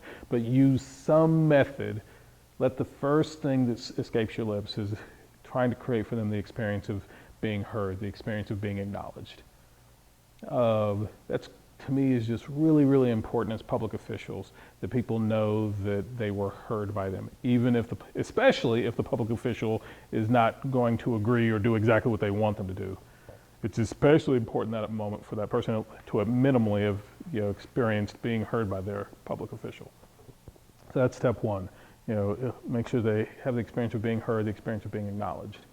Then after that, I would describe whatever the process is related to their current situation. If I know where I stand on the issue, I would clarify that now. If I'm still in discernment on the issue, then I'd clarify that now. Regarding the funding for speech and debate, we no longer do carve-outs because we now send the money directly to the schools. And this is part of how we engage in an equitable manner. And I strongly believe in that process. And so that's me explaining what is the process. And in that case, I was very clear on where I stood in the process, and so explaining where I stood. If I was less clear, hey, what we've done is we've gone to this weighted student funding formula, and I hear that it's having impacts on you. We are still seeing how this shakes out, and as a board, we're going to discuss where we stand on this at XYZ date. So if I'm still in discernment, that I would express that. I'd say, here's the process, and we're going to discuss it then, and make this an opening to, just to be soliciting feedback from the community. But then, again, so I started off with what Maria said, acknowledge, and then kind of try to help describe some of the process to them. And then I do exactly what you did at the end, Lloyd, but then I pivot back. But the most important thing I'm concerned about, and I want you to be clear about this, the single most important thing I'm worried about is, and then whatever the element of the vision and values is that most resonates for me. In the case here, looking at your currently adopted goals, that sounds like literacy, particularly for our African American males. African American students have been, here in DMPS, have clearly been left behind, not as a function of what they are capable of, but as a function of what our system has not been calibrated to attend to. That is my number one most important function. This particular issue is not the center of my focus, only because that is. I think it's really important. If something is not the focus of your attention, I think it's fair for people to know that. And we never want to say that to people. We never actually want to tell people the truth about what our priorities are, but then are mad when people don't know what our priorities are and don't treat them like priorities.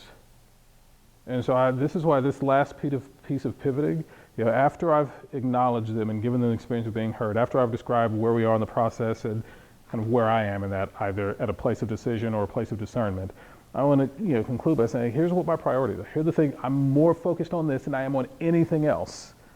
And that means I'm not going to put as much focus on this particular issue. I'm going to delegate that to my superintendent or whatever the answer is, because my attention is going to be focused on this. And it's important to me that you know that.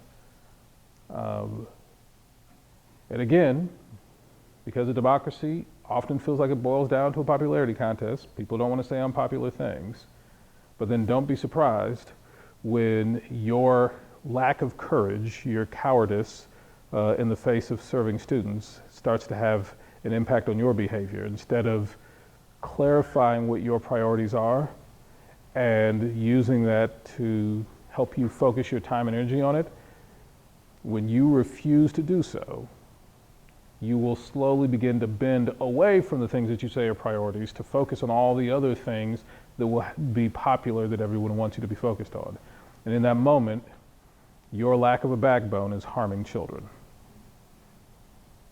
If that is you, if you're uncomfortable with the conversation, I would encourage you to consider not running, or at least not for this. City Council could probably use you. But children don't. They need people who are going to stand up for the vision and values of this community, even when it's unpopular. And by the way, yes, I stood up for some very unpopular things as board chair. And I got reelected, surprisingly. My children benefited from my service. I'm very proud of what we accomplished. In the time in leadership, we saw literacy and numeracy rates more than double. We saw graduation rates increase by around 15 points. We became more solvent than we'd ever been. When I joined the board, we had 19 findings on our annual audit. 19 findings. If you don't know what that means, let me assure you it's very, very, very bad. Within 2 years of being board chair, we dropped that down to 0, and to my knowledge, it's remained 0 ever since. Like, we got important things done for the school system as well as for our children, and I'm proud of that. But to get there, there are things that we refused to make the center of the conversation, even when other people wanted us to. And so we listened to them, we acknowledged them and gave them the experience of being heard.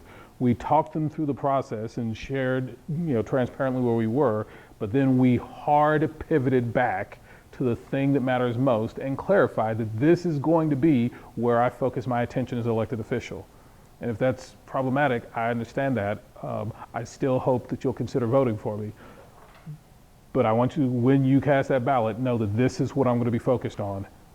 And I'm not going to be focused on these other things. I'm going to be focused here. Doesn't mean I'll ignore them. It means they'll be attended to, and I'll ensure that, but they're not going to be my focus. That is the conversation, that I had when in a similar situation to you all. And that's certainly the direction I would coach you in as well. My fear for you is if you are unwilling to do that, if you're unwilling to risk being unpopular on the campaign trail, then you definitely can't be trusted with the well-being of children after the campaign is over. Any questions about my recommended response? Any questions about how I'd respond?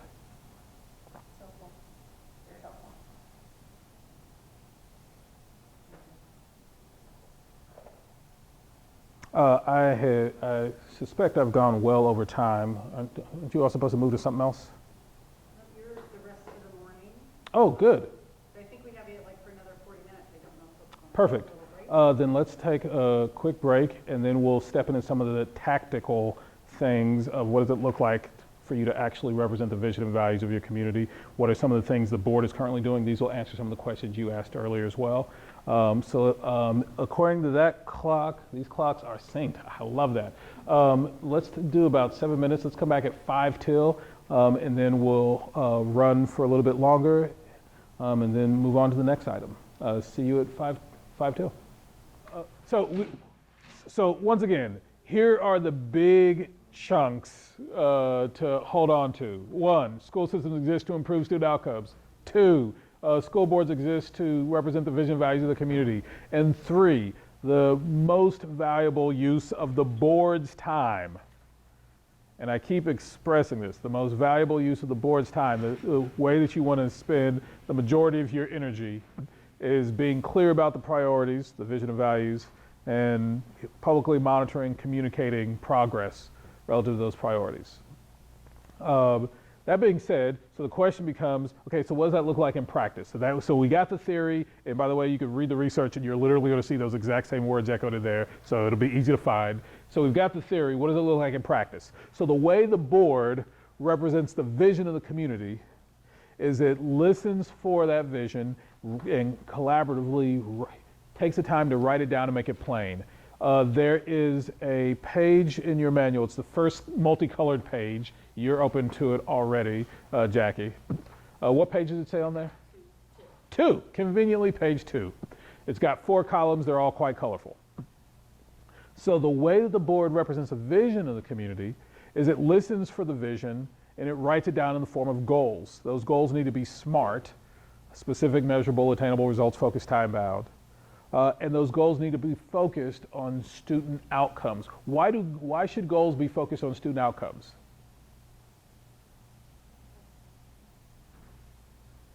Why should the goals of the district be focused on student outcomes? Because that's why the school system exists.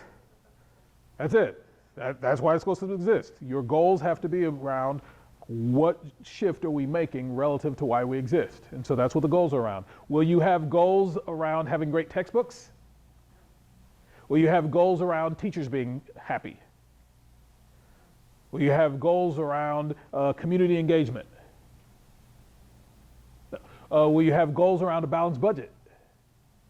Will you have a stadium-focused goal? Why will none of these things be your goal? Because none of these things describe what?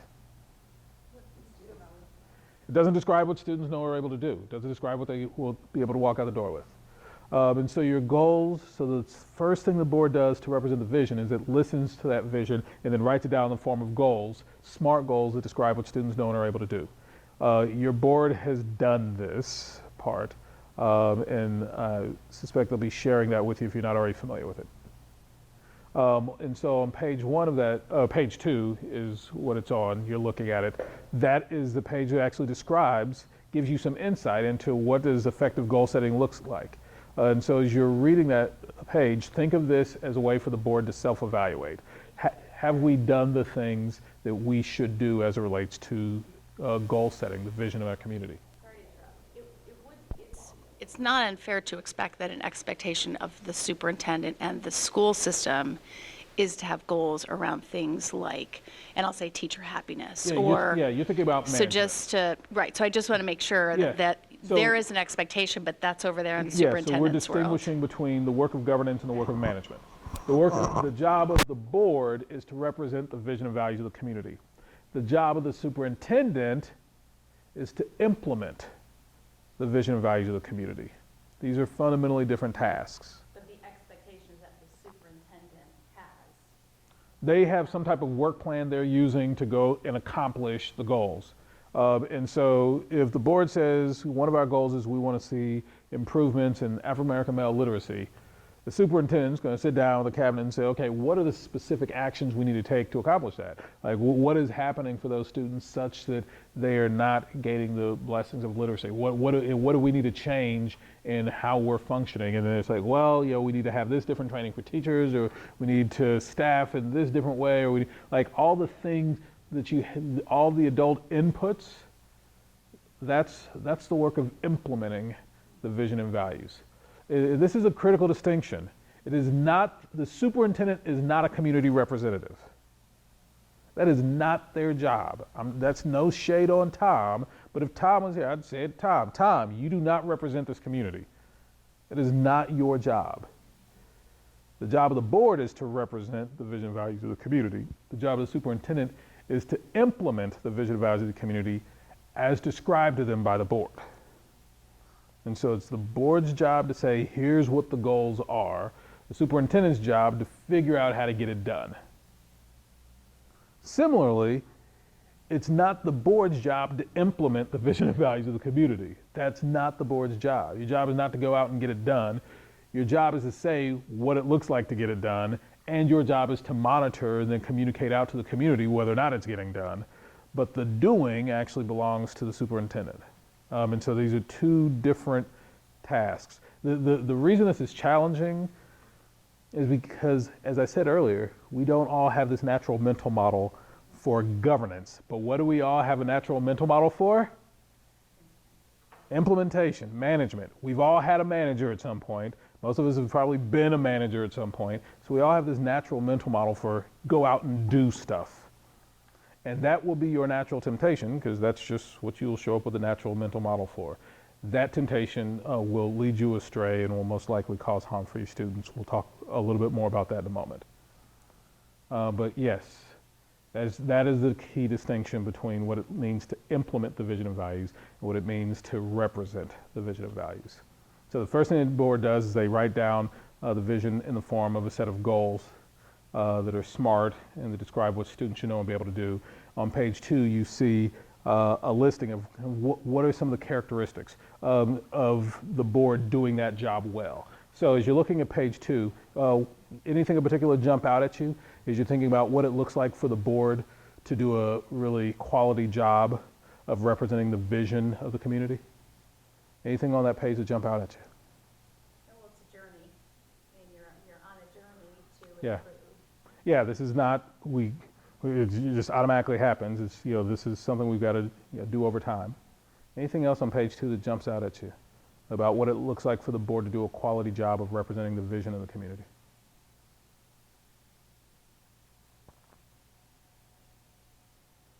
Inclusive. Yeah, there's a lot on there, particularly in the far right column, around the collaboratively setting the goals, not just doing it in a vacuum.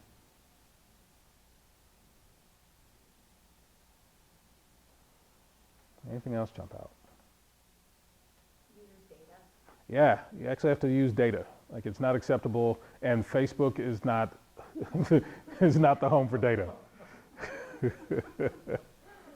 Like, you actually need to look at real data. It describes two sources, and we've mentioned them. One source is the community's voice. But I still, when it comes to hearing the community's voice, I would not synonymize that with social media. Like, if the only thing you do is read your Twitter page and that's how you decide what the voice of the community is, you are failing at your job.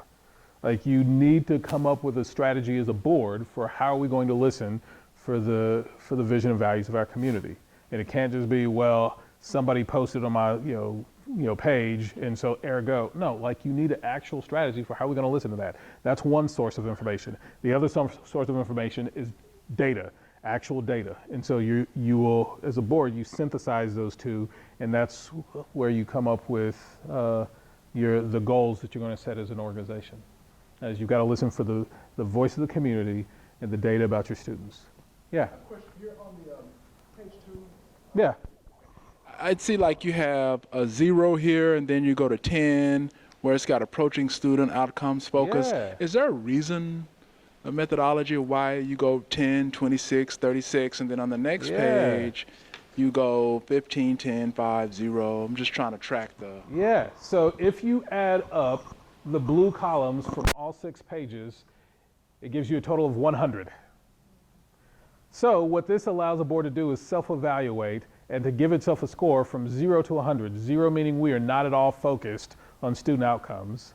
100 meaning we have really mastered our focus, mastered the work of being focused on student outcomes. And so, yes, what that also points out, Lloyd, not all behaviors are created equally. So notice which behaviors are identified as having the most points in that instrument. There are 6 pages. Which 2 pages account for the vast majority of the points? The one about vision and goals, and the one about monitoring. Do you think that's accidental? Okay. There's a reason we've been having this conversation all day. And so, yes, they are weighted differently in the board self-evaluation instrument, because some behaviors are more valuable to children for boards to be engaged in than others. Yeah, we're not just making this stuff up. It is in our materials as well. Like, nothing of not dramatically consistent, with following where the evidence leads. 35% matching student outcomes. Yeah, literally like half of the points for that whole thing are caught up in were we clear about the vision and are we actually monitoring progress. That's like half of it right there. Notice what we said earlier. How much of your time should be focused on this behavior? I said the majority of it, which is over what percent? Yeah, more than half. Like there's some logic that may be emerging from all of these conversations interwoven. Yeah. So thank you for noticing that. We've worked very hard to make it so. Which jumps us to the second page. So after you look at the vision and goals, the next step is the values and what we refer to as guardrails. So in the same way that the board listens for the vision of the community and then writes that down in the form of goals, the board also listens for the values of the community and writes that down in the form of guardrails. And what we mean by that, and actually I keep forgetting you all are a special case, sometimes they're written down in the form of what we call management limitations. In this instrument, it refers to writing them down as guardrails. Those are the same concept, but just applied in 2 different ways. And so Des Moines has management limitations, but it's still fundamentally the same conversation. You're identifying the values of the community and writing them down and saying this is what we're going to monitor to ensure that we're actually honoring these values. That's what the next page, values and guardrails is all around. It's saying we are going to listen for the values of the community and we're going to write them down so that we then have a means of monitoring them. And Sheila, notice that the second page looks a lot like the first page, only it's talking about the values of the community instead of the vision of the community. And then what is the third page labeled? Monitoring and accountability. This guy, yeah, Maria, you said it earlier. It's like, this seems all like it's about accountability and transparency. Yes, ma'am. Yes, it is, in fact. All about monitoring, accountability and transparency. And so then the board, once it's made clear, Here's what the vision is, and we've written down in the form of goals. Here's what the values are, we've written them down in the form of guardrails or management limitations. Then the next step is to actually spend time monitoring progress. Take a moment and read that page. There should be some things on there that jump out at you. What are some of the quality practices involved in monitoring performance? What are some of the things that jump out at you when you read that page? Some pretty interesting concepts there. Goal achievement jumps out. The school system has achieved at least half of its interim goals during the previous 12-month period. There's success. Yeah, there's some expectation that we're actually getting things done. Yeah. What else jumps out at you as you're looking at the page about monitoring and accountability? Board invests no less than 50% of its total board authorized public meeting minutes each month in monitoring its goals. Yeah. What does that mean? Focus on outcomes. Yeah. Like, if we say it's the main thing, but we don't make it the main thing, guess who else won't treat it like it's the main thing? If the board doesn't treat the goals as if they're the main thing, guess who else won't? Who? Everybody, which includes who? The administration won't treat them like they're the main thing. The students won't, the parents won't, teachers won't, principals won't. The board's access to clarifying what the priorities are is partially through setting the priorities, but largely lives in living the priorities. And how you do that in the boardroom context is you spend time monitoring. And saying, show us evidence, superintendent. We're not just going to blindly trust that we're moving in the right direction. Every single month, we want to see some evidence. Every single month, 12 months out of the year, we want to see evidence that students are actually getting the things that we've promised that they should be getting. And sometimes the evidence will say that's not actually happening. Okay, great. Then we want to see evidence that you have a plan that is moving us in the right direction. And that is an expectation the board should have. Like, show us evidence that our students are on track, or if they're off track, show us evidence that they are at least growing since they're getting back on track. If they're off track and they're not growing, show us evidence that you have a plan that is sufficiently aggressive to get them back on track. And we're going to have this conversation, guess what? This is going to be half of our time every month. Like, this ain't going nowhere. This is what we're going to focus on. This is what we mean when we talk about monitoring and accountability. Anything else on that page jump out at you? That only a good practice is that it modifies its goals, hopefully no more than once a year. Like, I thought that was interesting because it means you got your goal. You were clear in scoping your goal and thinking through the timeline and how you would measure it, that you weren't just changing the goalpost. Yeah, why is it every couple important months. that you set your goals and you leave them in place, ideally for 3 to 5 years? Why might that be important to set the goal? Why wouldn't you change your goals every year? Yeah, absolutely. You both nailed it. You can't measure it. Like, there's not enough time that's elapsed to actually implement and then see what worked and didn't work at scale. And like you want multiple data points to give you some sense of directionality at scale. And again, this is a governance phenomenon. The closer you get to children, the quicker that feedback loop happens. So in the same way that you're looking at stuff, really on an annual scale and looking to make major adjustments on that kind of timeline, the superintendents often look at stuff on a month-by-month scale, quarterly, looking to make adjustments. Principals are looking at things at kind of a week-by-week scale. Teachers are looking at stuff like at a day-by-day, hour-by-hour scale to get data and feedback. And similarly, the data systems exist to support that. Teachers get feedback in real time. AJ, I need you to write your name on your paper. And 5 seconds from now, either AJ's name is on the paper or it's not. And okay, so we're struggling to spell AJ, you're a 12th grader. We're figuring out, great, we've got a 12th grader who can't write his own name. That is real-time feedback that happened 5 seconds later. I've given an instruction and assessed the instruction. Now I know a whole lot more about what AJ can and can't do. It happens that quickly. But the board isn't trying to govern each individual, of your 40,000 kids. The board's trying to govern a school system. And so your data about can little AJ spell his name or not isn't what you're looking at. You're looking at, as a whole, what can all of our students do? And what adjustments do we need to make at the system level? And so you're not using the same feedback data that the teacher's using.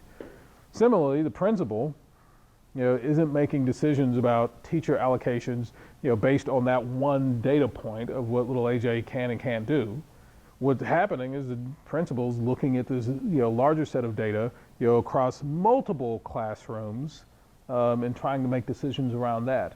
Their data, the frequency they have data, isn't nearly as quick as what the teacher has access to, but is a whole lot quicker than what the board has access to.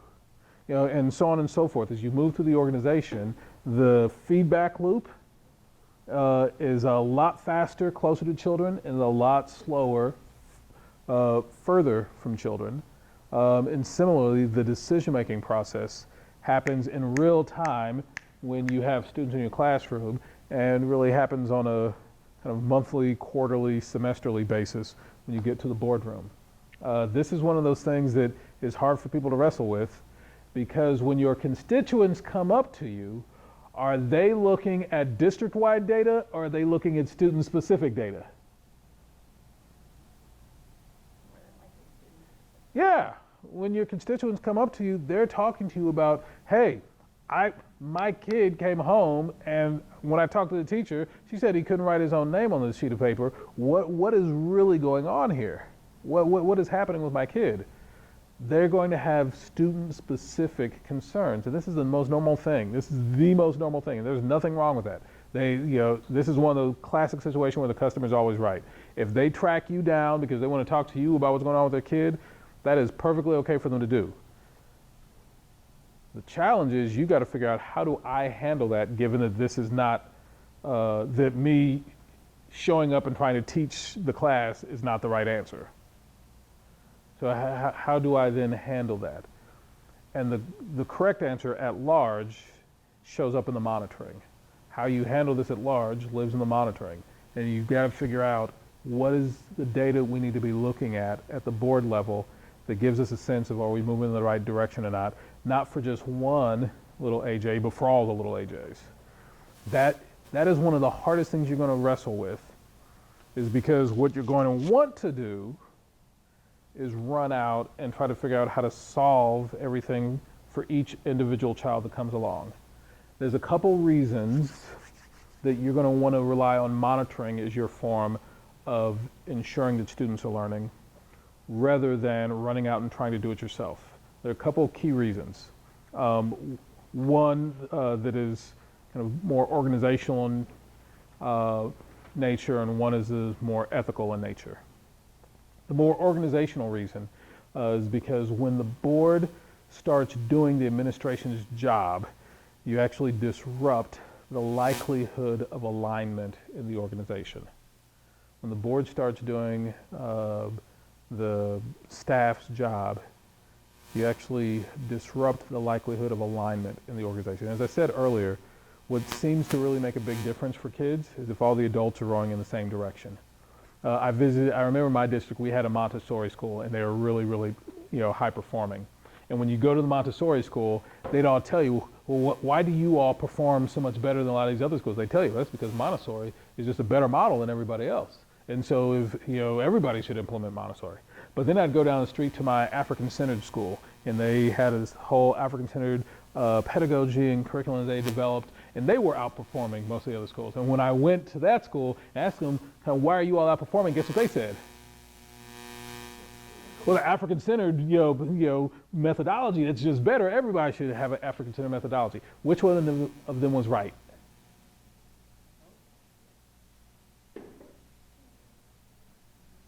What I've come to find is the secret in their sauce wasn't the sauce.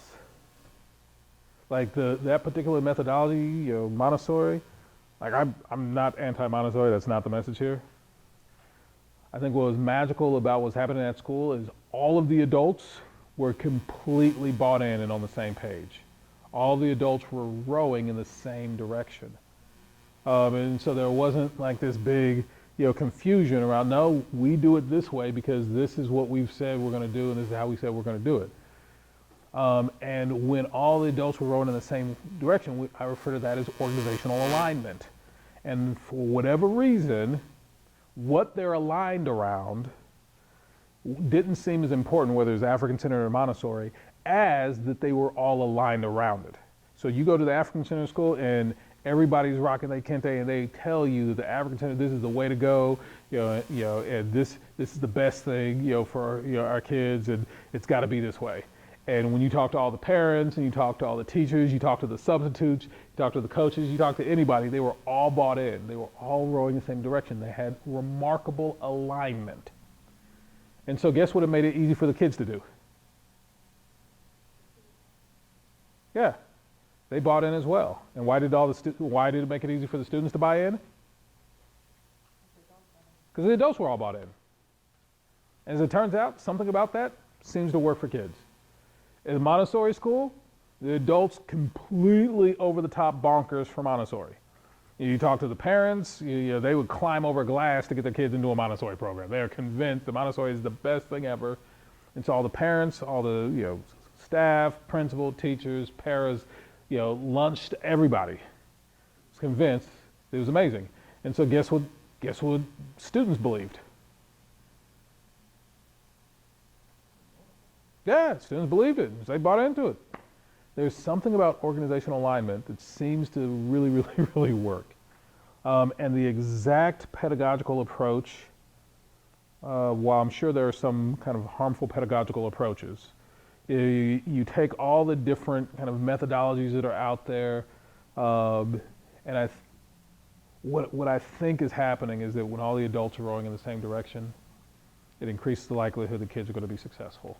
And no aspersions on African-centered, no aspersions, on, Montessori. I think what you have is something where if you deployed those and it was only a 50-50 split of how many adults bought into them, I don't think they're getting the results they got. I think the results they got are heavily bound up in the alignment that students experienced from adults around what was happening in those schools. And so I think that lives not only at the school level, I think that lives at the district level. The more there is alignment of the adults rowing in the same direction, I think that increases the likelihood that students are going to get what they need. What I've observed then is that when board members try to do the work of staff, whether that's showing up at schools and saying, hey, you do this, when board members try to do the work of staff, that it is disruptive to the alignment within the organization. The problem is you can't serve two masters. Like if they're hearing one thing from the superintendent and a different thing from the board members, how are the staff going to respond?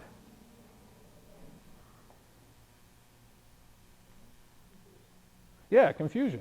It's like, okay, mommy and daddy are fighting. Now I don't know what to do. Like, who do I listen to? And I think the more confusion there is around what are the instructions, or what's the strategies that we're following, I think the less alignment you have. And so board members trying to do the work of administration, I think harms alignment, which ultimately makes it harder for students to be successful. I think that's the first reason you avoid it. I said there's an organizational reason, I also said there's an ethical reason. The second reason you don't want to show up and try to solve every individual child's problem. I say it's an ethical reason, and that's because there is a selection to who is going to track you down and request you to solve their problems. There is a selection bias inherent in who tracks you down.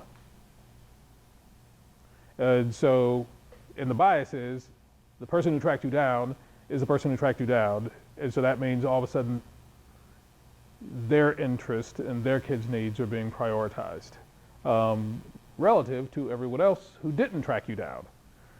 So at that point, the only way we have an equitable system is if the people who tracked you down are the people whose students have the greatest needs. So now you got to ask yourself, has that been my experience on the campaign trail? That our neediest families are the ones who I'm hearing the most from. And if that's the case, then maybe that works out for you. But the selection bias is problematic. And unfortunately, it doesn't stop there. The next level of problem that creates is, imagine I'm a teacher. I've got my 26 kids. 5 of them have some fairly acute needs, and so I'm deciding how I'm going to allocate my time, among these 5. And what's a rational way I might approach that? I'm a teacher. I've got 5 kids who all have, needs that are greater than my other 21 kids. How am I going to approach which of those kids' needs to address first? I could divide it by 5. How will I decide which students need to address first? I'd figure out who has the greatest need. That makes sense? I've got 5 kids. They have needs that are slightly greater than everybody else. Who am I going to address first? I address the kid who has the greatest need. I think that is the most reasonable thing that your staff are going to do. I think that's the most reasonable thing your staff are going to do. Now insert into that equation you as a board member. You as a board member show up and say, hey, Mr. Crable said that his kid isn't getting this. I need you to take care of that. Now, as a staff member, I've got 6 kids with needs identified. Which of those 6 kids am I likely to attend to first? Which kid am I likely to attend to first? That's my concern, partially because that's what I've lived very explicitly. Is that in that moment, instead of that staff member using their judgment to identify who's the kid with the greatest need and let's address that first, more often than not what I see is staff respond to the authority that you bring into the context as a board member. And so now instead of having 5 kids with needs that I've identified, there's a 6th set of needs, and more often than not I'm going to attend to this first and then move on to the other ones as a direct result of kind of the board member surfacing this. This exists simultaneously as a show of respect between staff to the board, as the community's representative, and as a fundamental way that school board members insert inequity into school systems.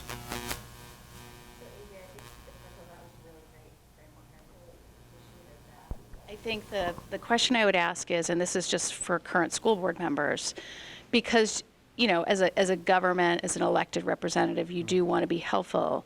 Is the proper process that you would just send that feedback to?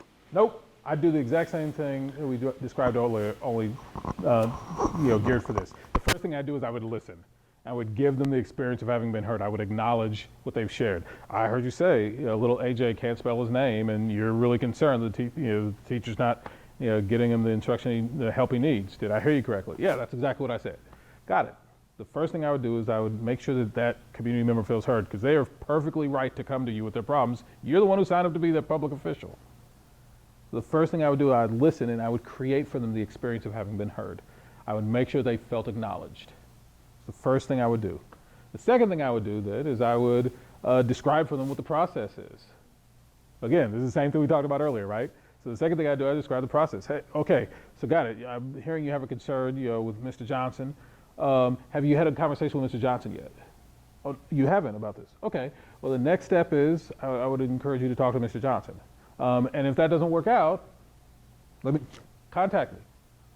Contact me. If that doesn't work out, contact me. And so they go talk to Mr. Johnson. It doesn't work. They're like, hey, I talked to Mr. Johnson. Mr. Johnson isn't taking care of what little AJ needs. As a board member, I voted for you. I pay your salary as a board member. What are you going to do about it? Okay, well, got it. Well, did you talk to Ms. Randall? She's the principal. Oh, no. I didn't think about that. Okay, got it. Well, go talk to Ms. Randall and see if you can sort it out. And if it doesn't, come talk to me about it. So no, I would not recommend that you go and try to solve it. I also would not recommend that you contact the superintendent and be like, hey, what are you going to do to fix this thing over at AJ's classroom? I'd recommend that you help them navigate the system as it exists. I'd help them identify what's the appropriate next step in the process. Why do I recommend that approach over you going and trying to resolve things with the teacher? What are you all hearing so far? Why do I recommend that approach? Say what? Yeah, so there's some transparency. There's consistency.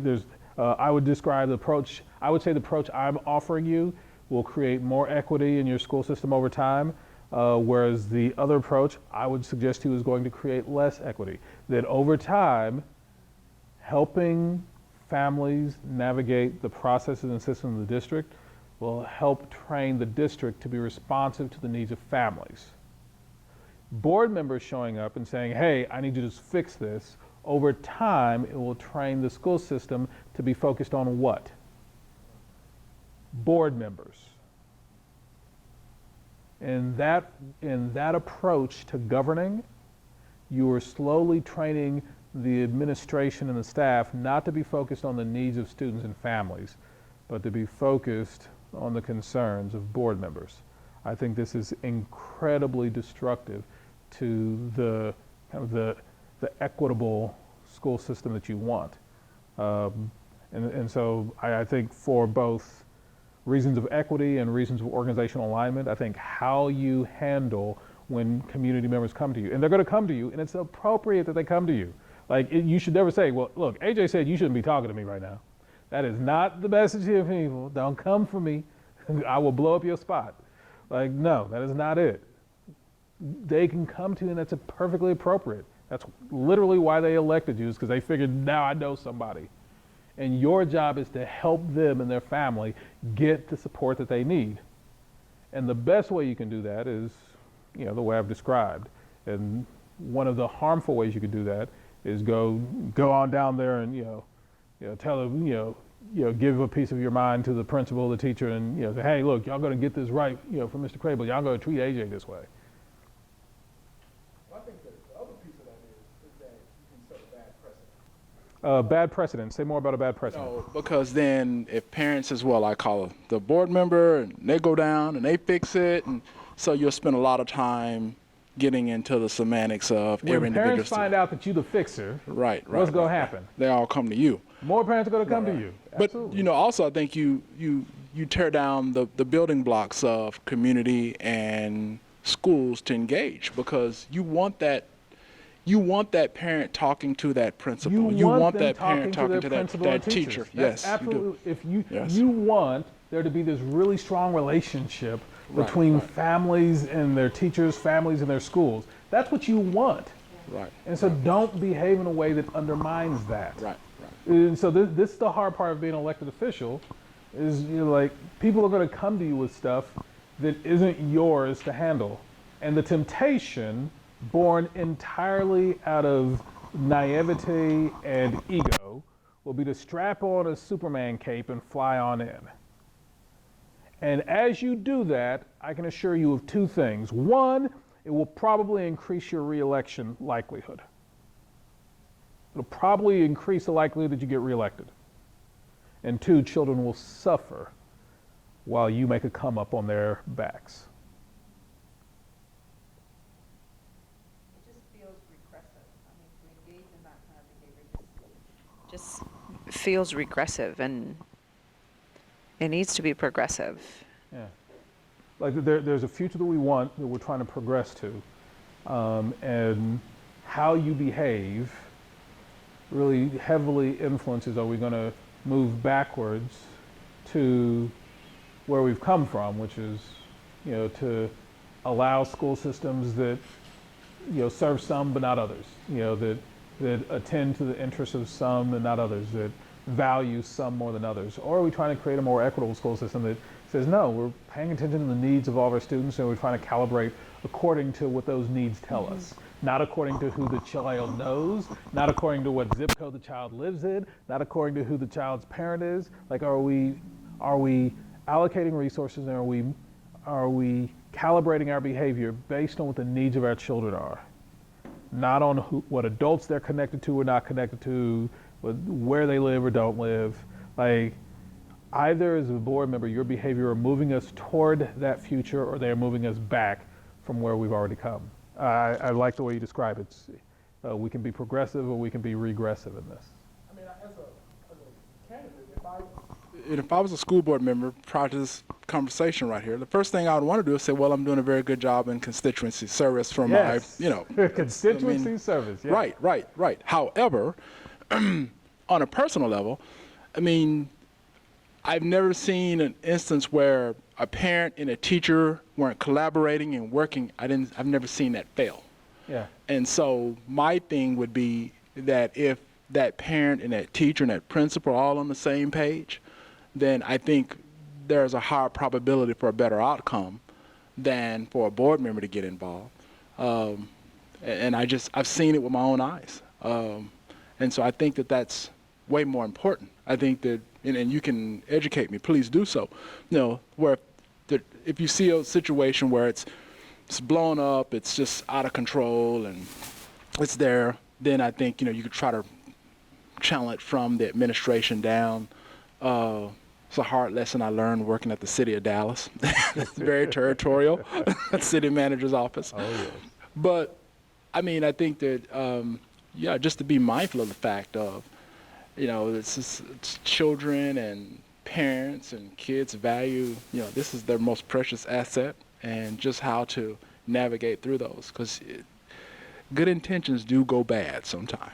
So just want to thank you for that, because, I mean, first thing I would have done is, well, I'm going to be a good constituency service and shoot an email down there and, you know, and then. Get Tom on it. You know, yeah, get Tom on it or something. Constituency service by teaching the process. Like that to me, I wrote down because I really took that away, which is so often people actually just don't know what the process is. And so for somebody, like I always like to be helpful, right? That is wonderful, but not. And so the way to feel like you're being helpful is to educate them on the process and encourage them along. So I still think that's good constituency service, but you're staying out of the way. Teaching the process is empowering to families. And we want to be able to have families feel empowered, you know, that they can do things on their own. We're not about rescuing anybody. We want to be able to empower. And that in itself is, I mean, you can get so much accomplished by doing that. It's time for the exit ticket, folks. So we've got questions for each of you to figure out how we did in our time together today. All right, Jackie, you're up first. Yeah, this is an open book quiz. Open book quiz. You know, Maria Lloyd, you're going to be our panelist, so you're going to give us a thumbs up if she passed, thumbs down if she didn't. So we'll come to you. Don't worry, your peers will be your judge, jury, and executioners in a moment as well. All right, so Jackie, here's your exit ticket. I am a member of this community. I'm thinking about voting for you, but I need to know, are you going to make sure to come down on the right side of this stadium situation? Assure me of that, and I'm happy to vote for you. But if you're not going to assure me of that, then I got to go with the other person. What say you, Jackie? I appreciate your passion for the stadium and for something which is really important to you. Making sure that kids have access to a place to play is really important. And so I think that's what you're saying, and I really appreciate that. Yep. I also want you to know what I care about and how I'll lead on the school board. For me, it's about making sure that all of our kids have high quality education across the community in every zip code. And what you can expect from me is that I will be transparent, I will be committed to looking at our results, and I will bring ideas and thoughts that you have, like the one about your passion for the stadium, with me. So you're going to make sure the stadium happens then? So I commit to that I'm going to look at all of the information and all of the data and turn to the superintendent, because at the end of the day, my job is to focus on student outcomes.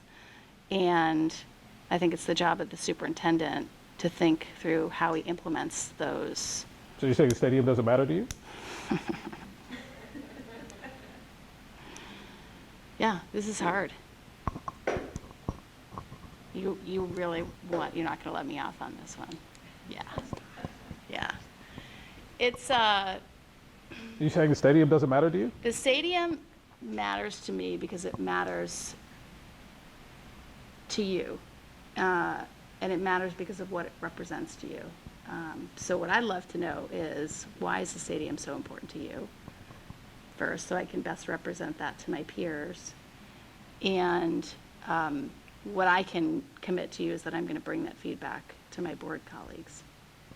Got it. Okay, so the template that you all were offered was first acknowledge, really give them the experience of being heard. Did she do that?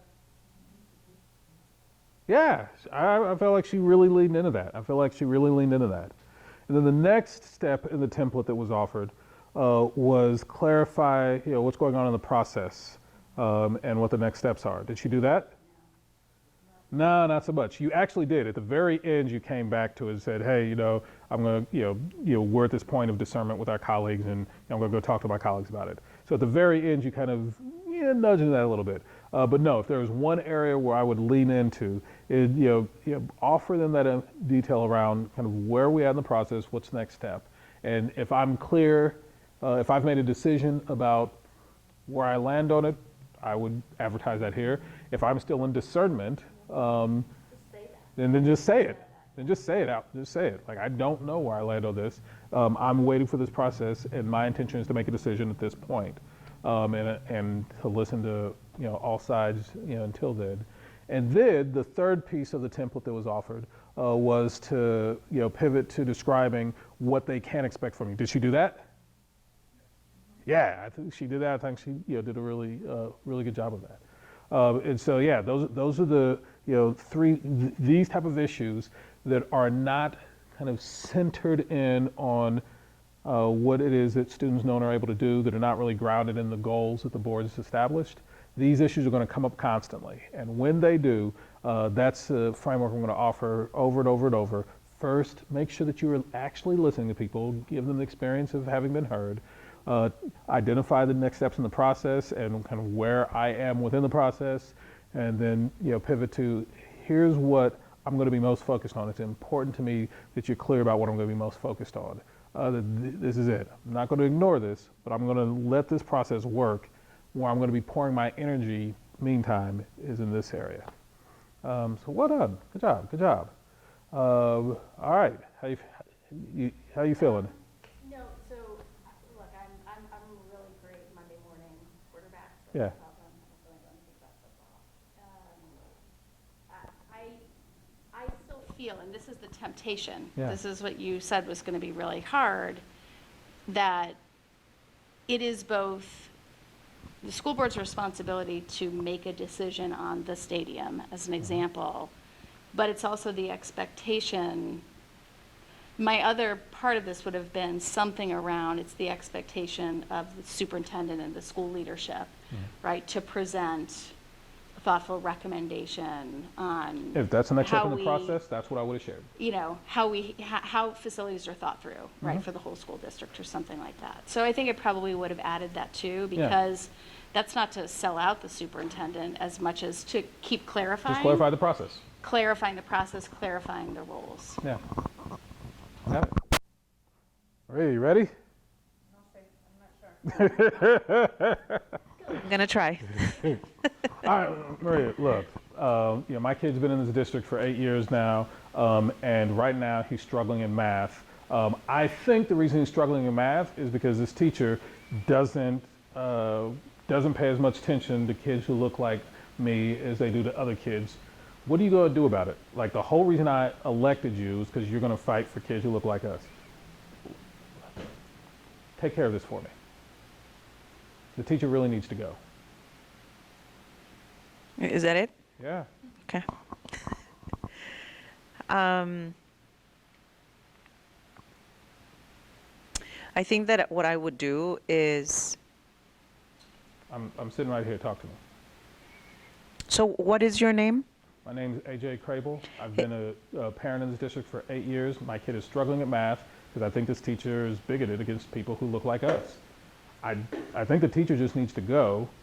I elected you to protect me and my family in the school system.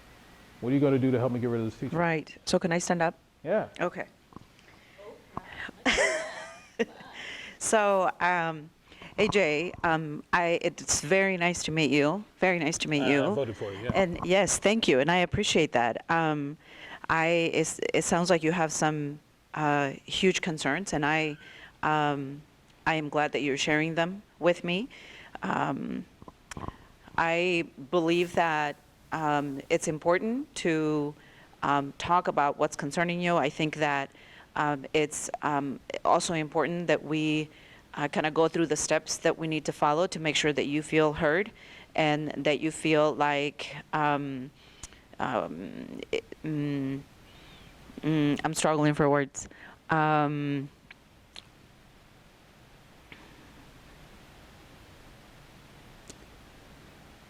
That you feel like there is hope in your child still being successful. That's exactly what I want. And I am very happy to connect you to staff or the principal or Can we talk to the superintendent about the this? staff. Well, I think that it's important for us to be able to follow the steps that we need to follow to make sure that we address what's concerning you. Okay, got it. And there is a process for that, and I would be very happy to connect you to the right person within the school where your child attends, if that is okay with you. Okay. Would that work? Is this going to get rid of the teacher? I think that that is a decision that is not mine to do, and I cannot respond. I am sorry that I can't respond to that. I can assure you that you will be heard, and I can assure you that someone will look at what needs to be done to make sure that your son is successful or that your child is successful. So you're okay with bigots teaching our children? I am more interested in your child being successful and being able to feel like you can see success long term in your child. Would that work for you? Yeah, but it means we got to first get rid of the bigoted teachers.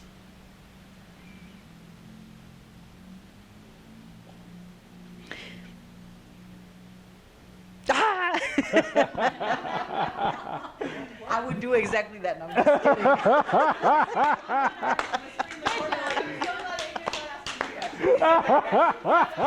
kidding. You just had to do that, right? This is tough. Yeah. All right. So first, what are the three things that I've suggested you also try to do? So step one, do what? Yeah, make sure you're actually listening and try to give them the experience of being heard. Did she try to do that? Yeah, she definitely tried to do that. Yeah, eye contact, try to proximity. Yeah, I feel like she was really trying to make a connection and, give me the experience of like, okay, this is somebody who's really paying attention to me. So yeah, I feel like she, engaged in some strategies to accomplish that. So then what's the second thing? Yeah, educate on the process. Did she try to do that? There was, yeah, if I, anything that, well, no, you were great about the process, but you said we. Yeah. You didn't put it on them. Yeah. So you absolutely, yes. So you definitely highlighted the process. And I tried to sidestep around the process. Hey, I want to talk to the big man. You gonna make that happen for me, right? It's like, nah, homie, we ain't going that route. Like, I really want I really want us to take care of this so we do it the right way. And I really appreciated that. The only thing, and I appreciate that Jackie caught it, was you said, I will connect you to the principal. And instead, what do you think I might have you say to the parent instead? Instead of I, as the board member, I will put you in contact with the principal. What might you do instead?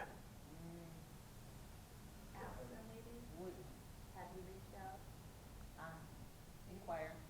Yeah, inquire. Have you reached out to the principal? Oh, got it. Well, if not, take that next step first. Tell me who you've talked to. Yeah. Give me a sense of who you've talked to, and then we'll figure out what the next step is. Oh, you haven't talked to the principal? Your next step, talk to the principal. And this is what I've always said. And if that doesn't work out, call me. Call me. Like I don't want you to. I'm not kind of just brushing you off. I'm telling you what the next step is. If that next step doesn't work, contact me. I'll let you know what the next step is. We'll all stay on this journey with you. What I tend to find is that when I behave this way as a board member, most often, guess what never happened? They never call me back. Most often, they never call me back.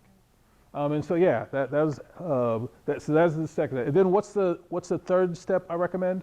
So first is the authentic listening. Have them feel acknowledged. Second is the process. And then what's the third thing? Pivot to. Yeah, what are the outcomes we want for our students? Did you try to do that? Did you try to do that? I think it's personal what you want the best for your child. Yeah, I heard you. Yeah, I heard you pivoting to kind of the big picture. The only modification I'd make on that is I would encourage you to try to pivot to what are the specific things that we as a board have said that we're going to be focused on. And I think the more you can give specificity, the easier it is for people to connect with that. If you say, hey, look, but instead of that, I'm focused on kids being successful, it's like, okay, yeah, but that's what I'm here to talk to you about. Like, how come we're not doing this?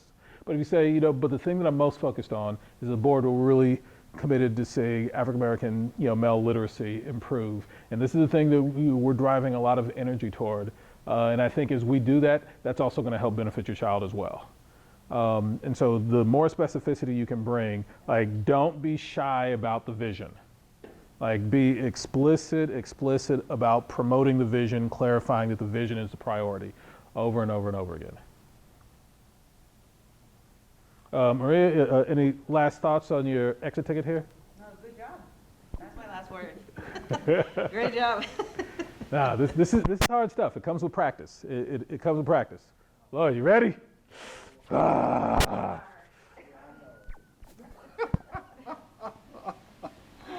All right, Lloyd. I voted for you. Thank you. I knocked doors for you. Thank you. Our kids have gone to school together for quite some time. You know me.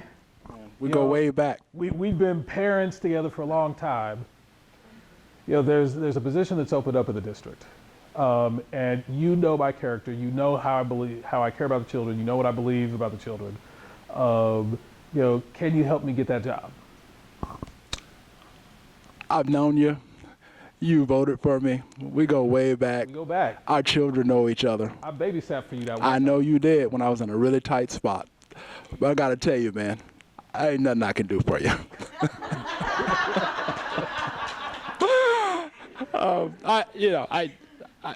I wouldn't do it because I don't want to prejudice the process. And if I did do it, then I would be undermining you as a person and your own potential. Because if I intervene, then there would be a different set of expectations for you than everybody else.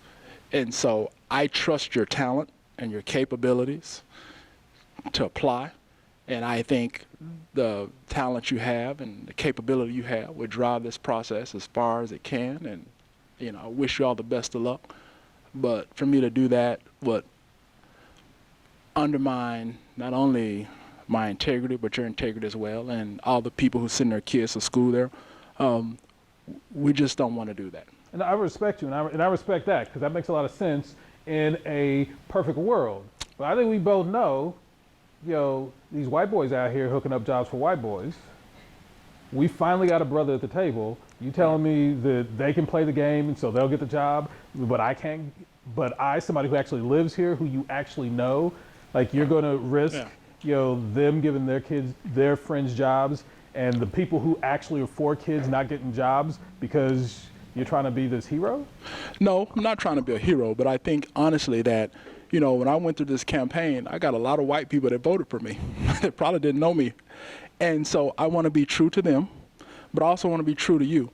And if there is, crony capitalism or, people backslapping, those results show up, man. And what I'm telling you is that if you go through this process, trust me, I had to hit the pavement every day, and I got to ask tough questions, and I made it through. I was able to get elected. And my thing to you is, you want to demonstrate capability based off your talent, right? And I hear everything you're saying, but I want you to make sure that you're the most qualified, because if our children are to acquire the skills they need, right, to compete and win in a global economy, if they're to do well and be members of a structured society, right, then they've got to have the most qualified people in those positions. And if you look at some of the goals of what we're trying to attain and what we're trying to do for our children so that they can attain those goals, then we need the best person. So you And say if you're you don't think I'm good for the job? No, that's not what I'm telling you. What I'm telling you is that I'm going to encourage you to apply, but what's most important is that the most qualified person get there. And I think you want to believe that. I think you know that. And we both agree, because you wouldn't have voted for me if you thought I was anything other than that. And so, I think that together, one job doesn't make a whole career or life. Who knows? People may kick me out of this thing next week. But if we don't have a system of high integrity, then how can we collectively believe that our children will come out of a system well prepared to compete and win? And that's the most important thing. And that's the reason why I got into it. Appreciate all you did for me. But I definitely want to make sure that we have the most qualified, capable people that's there for our children. And I trust the process. If I didn't think the process was good, then I would have something to say. But I definitely want you to go through the process. Trust yourself. Trust your talent. And you might be surprised what happened. So if the process winds up being dirty, you going to do something about that? Well, I think if the process winds up being dirty, then I think that it'll show itself up. But at this point, I don't want to prejudice the process and prejudice your potential to go through it by simply saying that it's already prejudiced or it is. I don't think that it would be.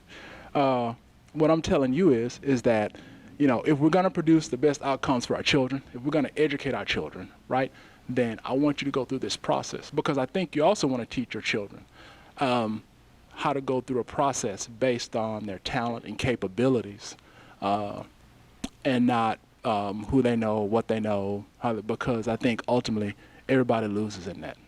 And I want you to get the job. Personally, I'm rooting for you to do well. However, I want you to go through the process, and I want it to be transparent. I want you to have a lot of integrity, and I want you, if you're so fortunate to get that job, I want you to go into it and be able to make a huge difference. But I can't, in good faith, just outside the school board, my own ethics, I can't in good faith try to prejudice the process or tamper with it in that endeavor. I'd be doing the kids an injustice. All right, so what's the first thing that I coach you all to do? All right, did he do that? Yeah, I felt like he did. I know we go way back. What's the second thing that I coach you to do? If you have a stance, on the process, talk about the process, and if you have a stance on how the process works out, then be clear about that. Did he do that? Yeah. Examples? He said, no, I'm not going to help you. I was pretty clear, you can apply. You were supportive, but you were also clear that you weren't going to do it, and you weren't going to budge. Well, I only like to explain why, here's why I'm not going to get involved. Other folks agree that that's going to become apparent, but I'm not going to be the one that's going to take the third process for you. What's the third thing that I suggest to do? Pivoting. Pivot back to what? Student outcome. Yeah, pivot back to student outcomes. Did he do that? Mm-hmm. Yeah. I think you said the district would be lucky to have you helping. I think you said something like that. The thing. The best candidate who can get results for our The most important thing is that we've got to get these results for our kids, and that's going to require the best candidate, and I trust the process to lift that up. Yeah. How do you feel like you did? Probably could refine it a little bit more. If it was something I knew personally, I'd just say, man, I'm not getting involved with that. But for the sake of it, yeah, those are questions that I've been at this for about 3 weeks, and these are some of the questions. And these are already coming up? Yes. Yeah. Yes. Yeah, conveniently, I don't have to make up any of my hypotheticals, folks. So this is the nature of the work. I think you all are well positioned to do this. You've responded admirably, especially only being a few weeks into this thing. I conclude by just saying, once again, you have a lot of resources, both as candidates, but then ultimately as board members. Rely on those resources. Talk to current or former board members, and ask about their experiences. And particularly your current, team of board members, the people here in the room, all the stuff you're going to go through, they've all been through. And so I would encourage you to call them and say, hey, I'm dealing with this. You don't have to use names, you don't have to be specific, but I'm dealing with this. How would you handle this? Kind of what's some insights you have for me? But then also the other resource you have is folks like me. We've got a team of coaches that we're prepared to deploy, to support you. Don't hesitate to reach out. I'll ask your board chair to provide you with my contact information. Feel free to, if I can be helpful in thinking through issues, connecting you with research in particular. If you're curious, say, hey, I heard you say this thing. Where is that backed up? And I'll gladly provide you plenty of homework to read. This is, in my opinion, clearly the single most important public official role in the region. Clearly, without peer. This is the single most important public official role. And for your willingness to do the ridiculous thing of stepping into it, especially at times like these, where there are no thank yous being handed out to elected officials, and especially not to school board members right now, for your willingness to step into the breach and be willing to serve our students. Thank you. And thank you for your time this morning.